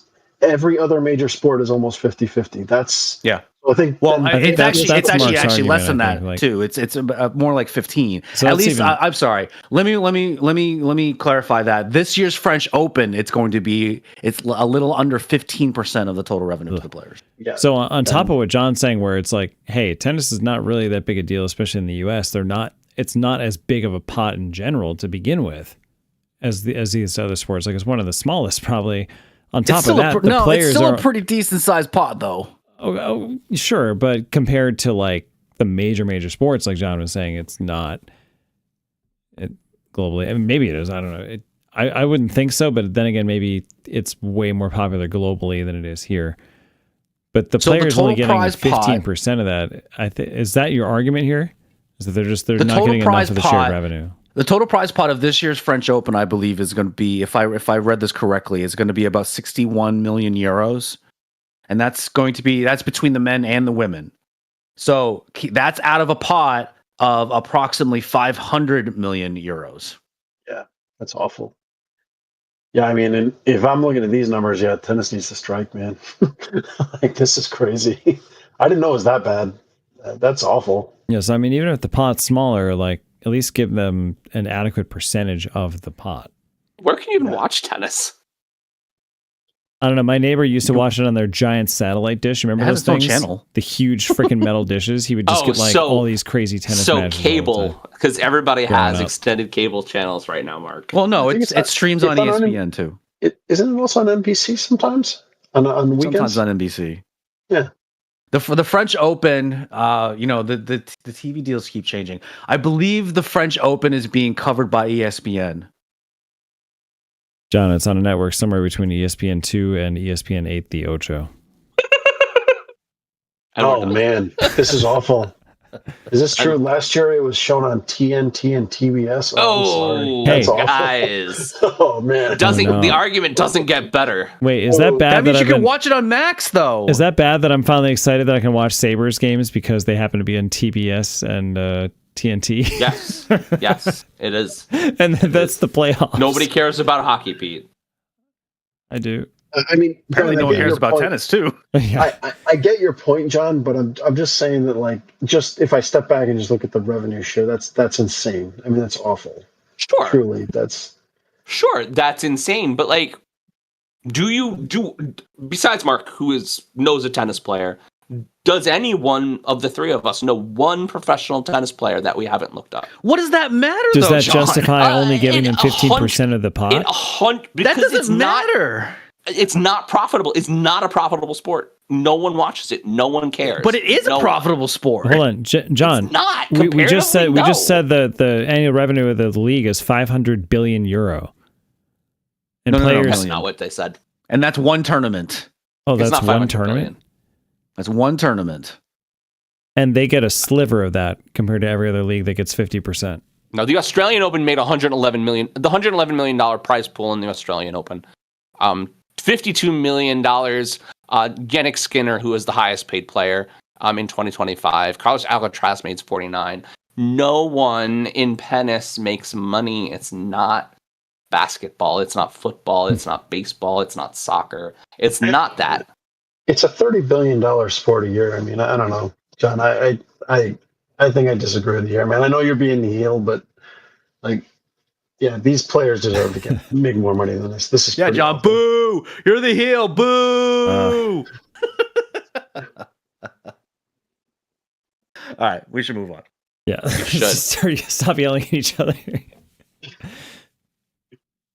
I'm sorry, Miss Jackson. Ooh, I am for real. Never meant to make your daughter cry. I've said next topic a trillion times. I'm sorry, Miss Jackson. Ooh, I am for real. I like the ooze. Also, I think the number, by the way, just the tennis making $30 billion is a complete overstatement, because I just looked up the NBA made $14 billion in 2025. I don't think 30 million is a real number at all. I mean, AI told me so. It is a real number. AI just told me the NBA made 14 billion. How did tennis make 30 billion? It's twice as John, much. you do know that there are other countries, right? Bro. Tennis isn't tennis is an international sport. It truly is insanely popular in Europe. That is true. Like, and in Russia, and yeah. Anyway. All right. Plus, they have beautiful women, John. Do they have beautiful women? Anna Kournikova. Jessica Pegula is a billionaire. However, is she beautiful? And John, we totally all know it. I know they all have to be beautiful. I know a tennis player, Andre Agassi, right? He's still playing. That is a beautiful player, yes. No? He's a master at pickleball now. All right. Now for something something completely different. The New York Knicks are currently riding a historic postseason high after a absolute beatdown 137-98 win over the Philadelphia 76ers in Game 1 and a less historic 108-102 win in game 2. But the real story is what's happening in the trainer's room. Joel Embiid is officially ruled out for game 2, which I just said the next one. The official report is a sprained ankle and hip soreness that turned the former MVP into a spectator for the most pivotal game of the Sixers season so far. So, Mark, does this make you sore that Embiid came back from an emergency appendectomy to beat the Celtics, but is out after one game against the Knicks? And is, with Embiid being a historically sore loser, how much of this is related to his poor performance and bad loss in game 1?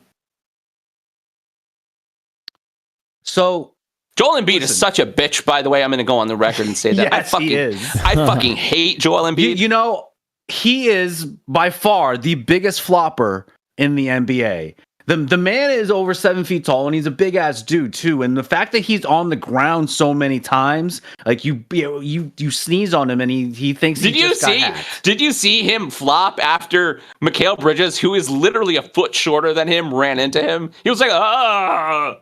And but he went on Twitter and he bitched about it. Fuck that guy. I had this thought right before the show. Imagine if he didn't fall on the ground so many times. Would he be as hurt as many times as he has? Like, think about that. All that impact falling down to the ground, 7 feet, falling 7 feet down is certainly quite the tumble. Okay, for Jefim and Pete, Joel Embiid did not play the first 4 games of the season against the series against the Celtics. He didn't play. It was the first 3. First 3, and the Celtics were up hard. Had an appendectomy. Joel came back and single-handedly beat the Celtics. Single-handedly. Jeez. I mean, he scored 30 in the last. He scored 30 in the last game. 30. I mean, that man is a beast when he plays. He's a very good basketball player when he's on his 2 feet. Bitch, though, and he complains. He is quite a bitch. He literally last season he took Mitchell Robinson's leg and he snapped it. He stepped on it on purpose. What the hell? He's a fuck this guy, man. Well, hey, maybe this sprained ankle's karma. He's been injured like half of his career. I think he played 19 But games again, if he stayed on his own 2 feet, maybe he wouldn't get that hurt. Now, I want to listen, John, you and I are in agreement that Joel Embiid's a bitch, but I kind of want to talk about the OG Anunoby injury. Yes, how devastating is that injury? It's very bad. It's very bad. I really need him to play game 3. Can they beat Philadelphia without him? They can beat Philly without him. They can't beat Detroit without him. Okay. That's my feelings. I don't know. I haven't been paying attention to how serious the injury is. I just know he's questionable for game 3. They haven't graded his hamstring injury. They said it's a hamstring. They haven't graded it yet. The question is it something tissue injury? Is it a Luka Doncic hamstring injury where he's out for the rest of the year and maybe into next year, or is it something that's just like a sprain or something simple that he can play through? I don't know. Does he rest against Philly? The problem is the MRI happened today, so maybe by the time this goes on. The problem is that OG is probably, it's like 25 points a game, like 6 rebounds. He has arguably been your best player in the playoffs. In the playoffs, arguably the best player, right? Because the Knicks are a funny bird right now. Everybody's very distracted by Jalen Brunson, and Jalen Brunson scores 26, 28 points a game. But like, what happens when people are double teaming someone is the wingers, the Mikal Bridgeses and the OG and Anubis, they score the points. That's how offenses work, right? You drive and then you dish, and then you see a lot of slam dunks by those guys. Well, they've been doing more high pick and rolls lately too. I mean, they've been listening to us because haven't we been saying they need to use Cat more? They need to use their size, and sure enough, they figured that out during the Hawks series, and they started doing that against Embiid in game 1, having him move around. That's what the Celtics should have done. The Celtics killed the 76ers by having Embiid just try and play defense, because he's a slow motherfucker even when he's 100% healthy, okay? That's right. That's right. And there was lots of tape that he didn't even know what the rotations were. So why wouldn't you stick with that game plan? Have the man, like the high pick and roll with someone like Embiid, who is not 100% healthy, and he's just slow anyway. definitely was the way to go. That's what the Knicks have been doing. Brunson and Cat have been doing that. It's really more the whole team, but when you want to get Embiid to play defense, I mean, that's been, if you pardon the expression, his Achilles heel with regards to moving laterally.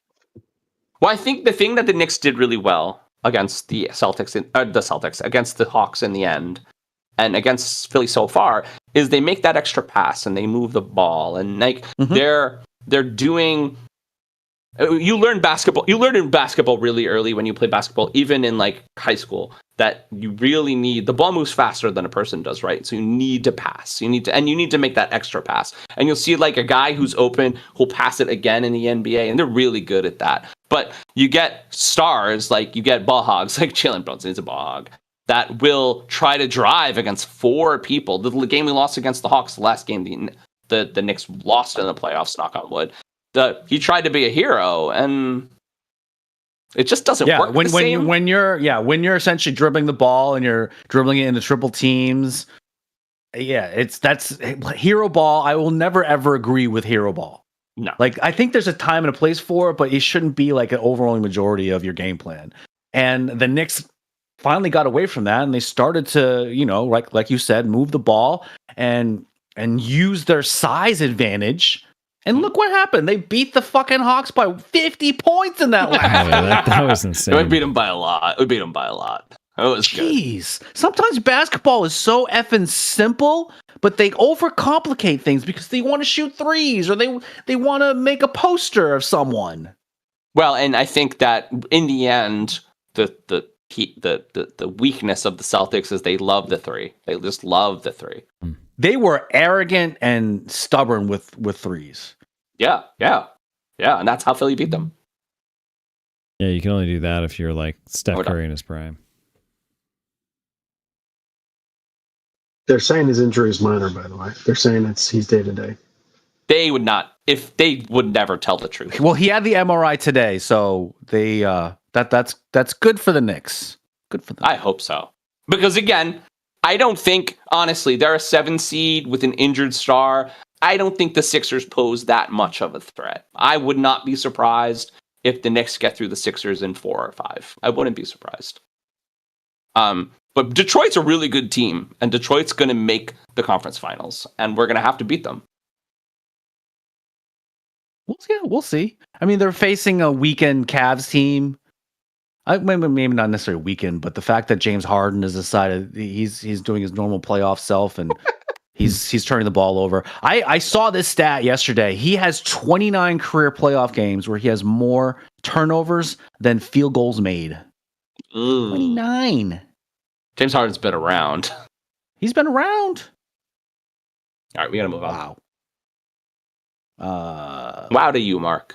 Wow to you. This is my favorite song, and there's a reason why I kept it last. I still don't think this is the one that Pete's thinking. We'll see. I got the next topic. Huh, Mama said next topic. Huh, I've got the next topic. Huh, Mama said next topic. That was awesome, but that was not the one I was thinking of.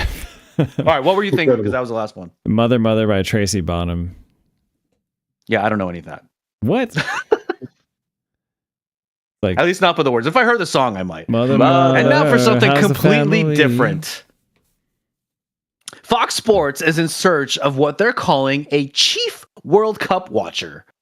Now, this job is worth $50,000 and involves watching all 104 World Cup games from a glass cube in Times Square.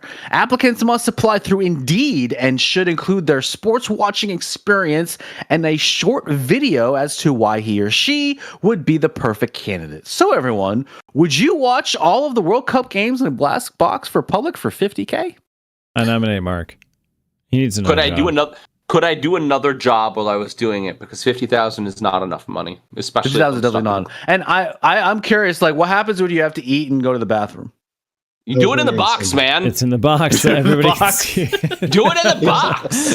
Is New there York a City. toilet in the box? I mean, honestly, like, is there a porta potty outside or something? Like, what's happening here? Wouldn't be the first person. It wouldn't be the first time somebody went to the bathroom. Do I get my conjugals conjugals in the box? Conjugals? That's the real question. Yeah, fucking conjugals. Twice a Now week, keep in bro. mind, John, the World Cup is only for a month. Okay. Fucking month. Don't tell me only for a month. What the fuck is wrong with you? Okay, so One you get month in a 50 glass It might be box. less than that now I think about it. so you get 50 grand for 1 month? 50 grand for like 1 month, yeah. Okay, that's And all you're doing is watching soccer matches. I'm in. I'd do it. but like, what do they expect from you from this? Some kind of expert, No, I don't intuitive think they're insight expecting and any reaction to analysis these or anything like games? that. I mean, I'm sure they'll interview this person like during some of the matches, but the job literally is just to watch all of them. I feel like that much soccer in 1 month, I would never want to watch it again. I don't know anything about soccer. But this is supposed to be It's the more best soccer. It's in the more world. confusing than hockey. Well, I mean, yeah, World Cup is really good. Nobody cares about hockey or soccer. I care. Hey, you got All right, except everybody- for all right. me. The whole entire world compares about soccer. Yeah. Everybody That's- cares about. I was Yeah. saying it. Yeah. Everybody cares about soccer. I was just being. Yeah. Nobody cares about That hockey. truly is the world sport. Except for literally Canadians. everywhere but here. and Buffalonians. Well, Well, the you're- United States is trying. You guys are essentially Canadians. We're Canada adjacent. Jason. Yeah. You're Canada curious? Is that what's going on? Canada Maybe- curious. I mean, you can call it that. Canada curious. Good. That's amazing. I love that. All right, some additional notes about this. Applications, like I said, are going to be on Indeed, and they are due by May 17th. So you have to submit by May 17th. So you only have about a week. And the hire will actually be announced on a June 6th Red Sox Yankees game. Nice. Hmm. I mean, That makes complete sense. so do you guys have your resumes ready? I mean, I assume you're applying. Can we do the show while we're in the box? Oh, I mean, I feel like that would have to be a clause. Yeah, if you could work that in there. I mean, guess what time or world do they have the games go on at night? I mean, Well, they're happening because they're international. They're going to be happening at odd hours. So yeah, you'll probably be Yeah. sitting in there at like Well- really weird hours. isn't the World Cup usually stationed in one country? Like the Olympics, it's This not. year, it's in multiple countries. Oh, yeah, that's the problem. But I believe when it gets a little bit closer to the end, it's going to be in the U.S. Mm. But they're all primarily kind of within, like, I think, like the Eastern and Central time zone. Yeah, could be I didn't wrong about realize. that. I could be wrong about 2026 that. 2026 FIFA World Cup will be hosted jointly by Canada, Mexico, and the U.S. All right, so it's not that many Okay. time zones to worry about. It's in almost Well- all time zones. It's 3. I guess, Mark, to answer your question, what's the downside? Like, why wouldn't you do this? This sounds great. 50 grand, you sit in a box, watch some sports. I don't know. This sounds pretty good. Yeah, Well, again, when Consoles. can you eat and when can you go to the bathroom? Okay, that's true. You would need to clarify, like, can I order out? Like, what's happening here? Like, what, Or I get a maybe food part of budget? the video that we submit is we would be willing to wear a diaper. No, fuck that. Oh no. no, I I draw would the not. line Okay. there. There's a line there. Yeah, I wouldn't do that. But I mean, It's like the portal in New York City where they shut it down because people were taking their clothes off. That was so funny. Oh, I loved it. That was so funny. Well, was it between New York and London? Is that what it was? Dublin, because that was Dublin, always gonna go. That was always gonna go well. Yeah, it was. Always. It was amazing. It was, oh god. Yeah, that How do was you stupid. test human decency? yeah, Yeah. You definitely don't. that's funny. All right. So Jefim kind of said yes. Is it still a yes for you, Jefim? You Well, think? assuming I don't have to wear a diaper, I'm in.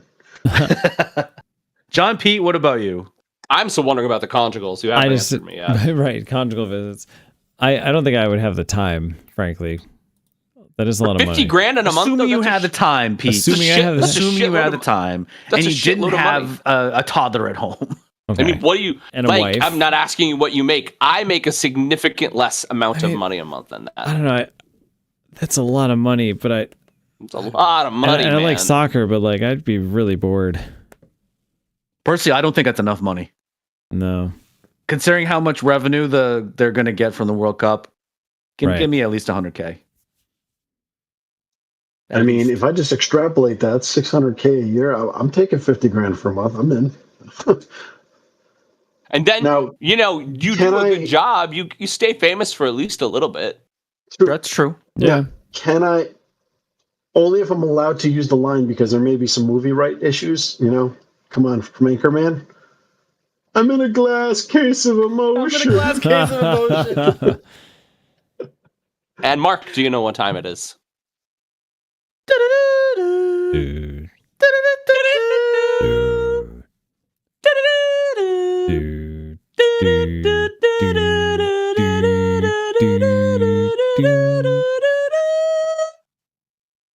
It's the final topic. I need the God mic next week, Pete. I think it's required, buddy. Oh, next week. Hold on, I gotta switch microphones. Give me a second. Next week. Why are we not on next week? I was wondering that. It's the VHS Club episode. Boom! Wasn't on the calendar I looked at. All right. I had a fun conversation with a listener this week, and I wanted to bring it to the show.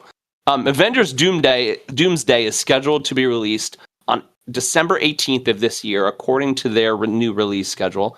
And while we could talk about the cast, cameos, and the need for this movie to be a hit, I recently was talking to a friend about a theory, and I wanted to discuss it. The return of RDJ in Doomsday is a bit of a shark jump, and while I realize it's certainly to add credibility to this struggling chapter of the MCU, the comic book nerd in me thinks that perhaps Tony Stark is a Victor Von Doom variant adopted by Howard and Maria Stark, who never embraced magic or malice due to his upbringing, essentially a good version of Doctor Doom. So what are our thoughts on this theory? Before Tony died, what was Doom doing on Earth 616? And what other weirdness has Tony's death caused on the sacred timeline? And this is mostly for Jeff. Yeah, I think you get first dibs on this. So I've read this theory. I saw the theory. I fucking love this theory. I am on board. And the big claim that I've seen is that one scene in Avengers Endgame where he's talking to his dad and he asks, he knows what day he's gone back in time. And then he asks about his mom being pregnant. And apparently there's some, if you map his birth date or something, technically he's already been born or he hasn't been born yet or something. So that's what's powering all of this. I don't know, man. This feels an awful lot like they're. I'm having trouble. It feels like they're reaching. That might be the answer, John. You might be right. That might be how they're tailoring this. But it feels cheap to me. It really does. I don't. And here's the disconnect, right? It feels cheap because that the Russos asked RDJ to do this movie because they knew it needed some push. Because we need to bring the Marvel Universe back. We need to bring the Marvel Universe back. We're bringing everybody back. However, there is canon connection of Doom being Tony. There is. It's in the comic. Yep. But in a real way, where's Doctor Doom, you guys? Where is he until Tony dies? Doesn't exist, but that's not the case, right? Well, they made a Fantastic Four movie in the MCU, right? Or no? Not in 616. Oh, yeah, it's not okay. in 616. It's in a different universe. Okay. And that's why it's all steampunk. It's like a weird steampunk world. Gotcha. And I guess in the end of the day, and the thing that Jefim struggles with, and the thing that everyone who doesn't care as much as Jefim and I struggles with, is that there is no rules. There's no consequences in the MCU right now. Yeah, they can do whatever the fuck they want because they have now added, and I've said this multiple times, and I've talked to you guys about it, they've added everything that makes it hard to have a contiguous story. They've added time travel. They've added alternate universes. They've added shapeshifters. So, whatever. We can do whatever the fuck we want. And that sucks from a storytelling perspective. Yeah. The whole reason the original MCU worked is there were consequences. The story built, things meant something. Right when Marvel started to go bad was this, when they went with this theory that, I actually remember the moment. It was It's actually Loki season 1. I know it sounds weird because not everybody watched that, but I realized they were screwing up because they have that one scene where I don't remember who it is, but somebody opens a drawer and there's a bunch of Infinity Stones in there. So you literally just you took away the entire impact. The entire impact of that. Yeah. Yep. And the entire impact of the Infinity Saga, the whole thing you've been building to, disappears in that one moment. And I don't think the people at Marvel realized that. Like, I truly think they were so full of themselves at that point, they didn't realize what they were doing when they did shit like this. When did Loki season 1 come out? Did that came out after Endgame, right? Yes. Yep. That's like yeah. That's phase 4. But technically, I gotta say. But technically, timeline-wise, it was after Winter Soldier? No. So what happens in Endgame is that they go back in time and they mess with Loki getting arrested. They bring the Dimension Stone, the blue one. They bring it. Loki gets his hands on it. He teleports away. And but timeline-wise, that was during Winter Soldier, right? Or was that during... Timeline-wise, that is in the events of Winter Soldier that happens. He teleports away, and what is the acronym? The Time Police come and they pick him up. TVA. The TVA come and pick him up at that moment because they're like, well, now you're a variant, right? And so the whole idea of the TVA is to pick up variants. Yeah. But it's like you said, John, you can't... That stuff works in comics to some degree. To be honest, it's what I don't love about comics. I was going to say, this is why comics have to do a hard reset every couple of years. Right. But like, it's like they tried to take that terrible trope from comics and bring it to the big screen. Yep. And I think that's what ruined it. And I don't know. It's why this feels cheap to me. It's why I'm just like, come on, you're retconning all that. Like, that feels like... Do we think... Yeah. And along the lines of the reboot that the DCU has now done, and the DCU is full on in their reboot. Nothing else exists. The what's it face? The old Justice League verse doesn't exist anymore. Do we think we're somewhere close to that in Marvel right now, or do we honestly think that maybe the age of the comic book movie is over? And honestly, I think I'm leaning that way. I don't think we're. I think you're right. I think we're probably near a reboot. I mean, just keep in mind, RDJ, Chris Evans, Chris Hemsworth, they're all getting up there, and they don't really want to do these roles anymore. Yeah, because they've been doing it for so long. Well, no, they all said they were out. They all did.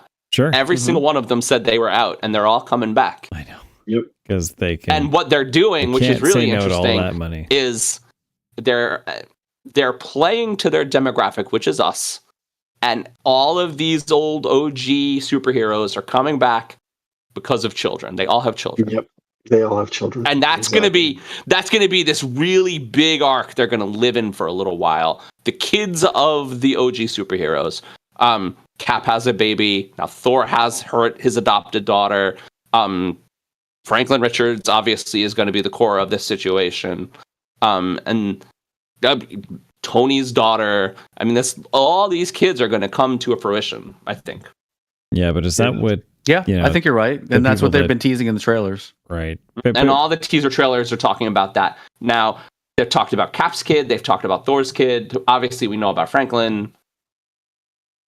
No, I mean, John, I'm leaning towards what you said. I actually do think the era of, or at least it being part of the zeitgeist is over. I mean, Disney just laid off, what was it, half of Marvel? I mean, well, they laid off we talked about this on the show. They laid off an entire department. Yeah. And that was the department that kind of made these little like minutia decisions about costume and design. And it's something that Feige developed. But then they were like, Yeah, I just mean that's like Disney taking a shot at Feige, right? Because I forget the team name, but exactly, John. They let go of this is like Kevin Feige's baby team, like the thing he built specifically for consistency. And I do remember you guys talking about this, but I'm just saying there's an awful lot of signs that I think, at least as we know it, it's kind of over. Well, even the release schedule. Daddy Iger has come home. He's tightened the purse strings. He said, this experiment is over. You guys aren't doing it anymore. We'll do one a year like we used to. And that's where we are. And that's what we're getting. They have pushed Doomsday off 6 full months. It's not even coming out in the summer anymore. It's coming out in December. I mean, I don't know, man. And then, like, I'm reading that Daredevil season 2 is doing very poorly. Like, there's just an awful lot of signs that I think this era might be over. The fact of it is, that actually is a really good show. The best things they've done recently, Daredevil, Thunderbolts, all theatrical failures. They all failed. Yeah, no, it's not looking great. Like, you watch Thunderbolts. Thunderbolts is a legitimately good movie. Legitimately. Yeah. And it didn't make any money. They didn't even make their money back. So. Yeah, no, I do think they jumped the shark. I'm gonna go see. I mean, I think we're. What are we not gonna see? What are we not gonna see? Go see it, but like, I don't know. So man. I feel like the concept of a comic book here, a superhero movie, though, and is someone that pulls at the heartstrings of a lot of different people, and perhaps a reboot will reinvigorate that. I mean, how many different Spider-Mans have we had? How many different Batmans have we had? Because I think the human it's still kind of a human interest thing too. So it's something I think that won't ever go away, but it probably does need a reboot. I don't think we can fix it because I don't think that 20-year-olds care about superhero movies. Well, I don't think they care at all. Maybe not the same ones that we do, but maybe they need something different or new. I think it has more to do with the movie industry, really, than comic book movies. That's probably true. Yeah, probably true.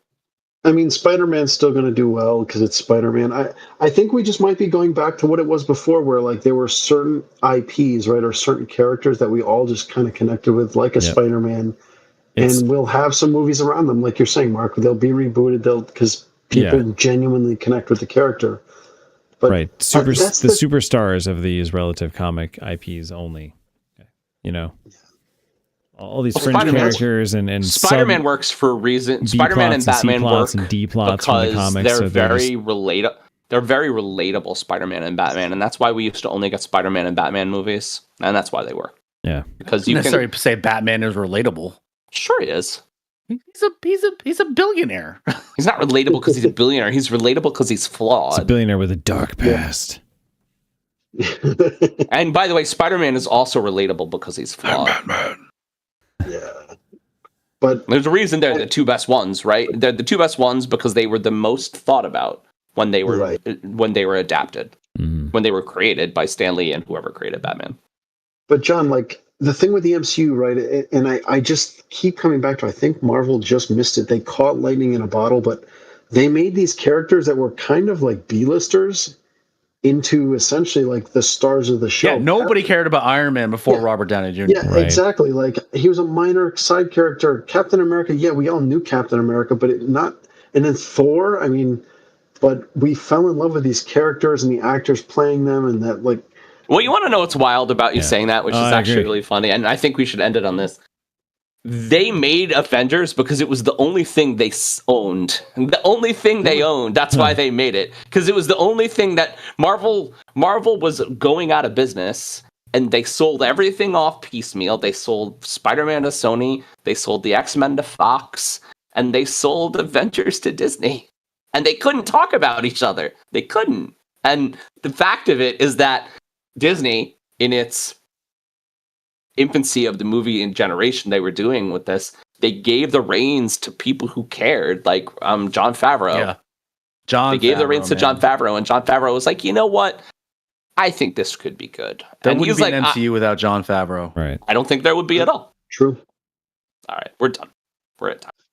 So that has been our topics.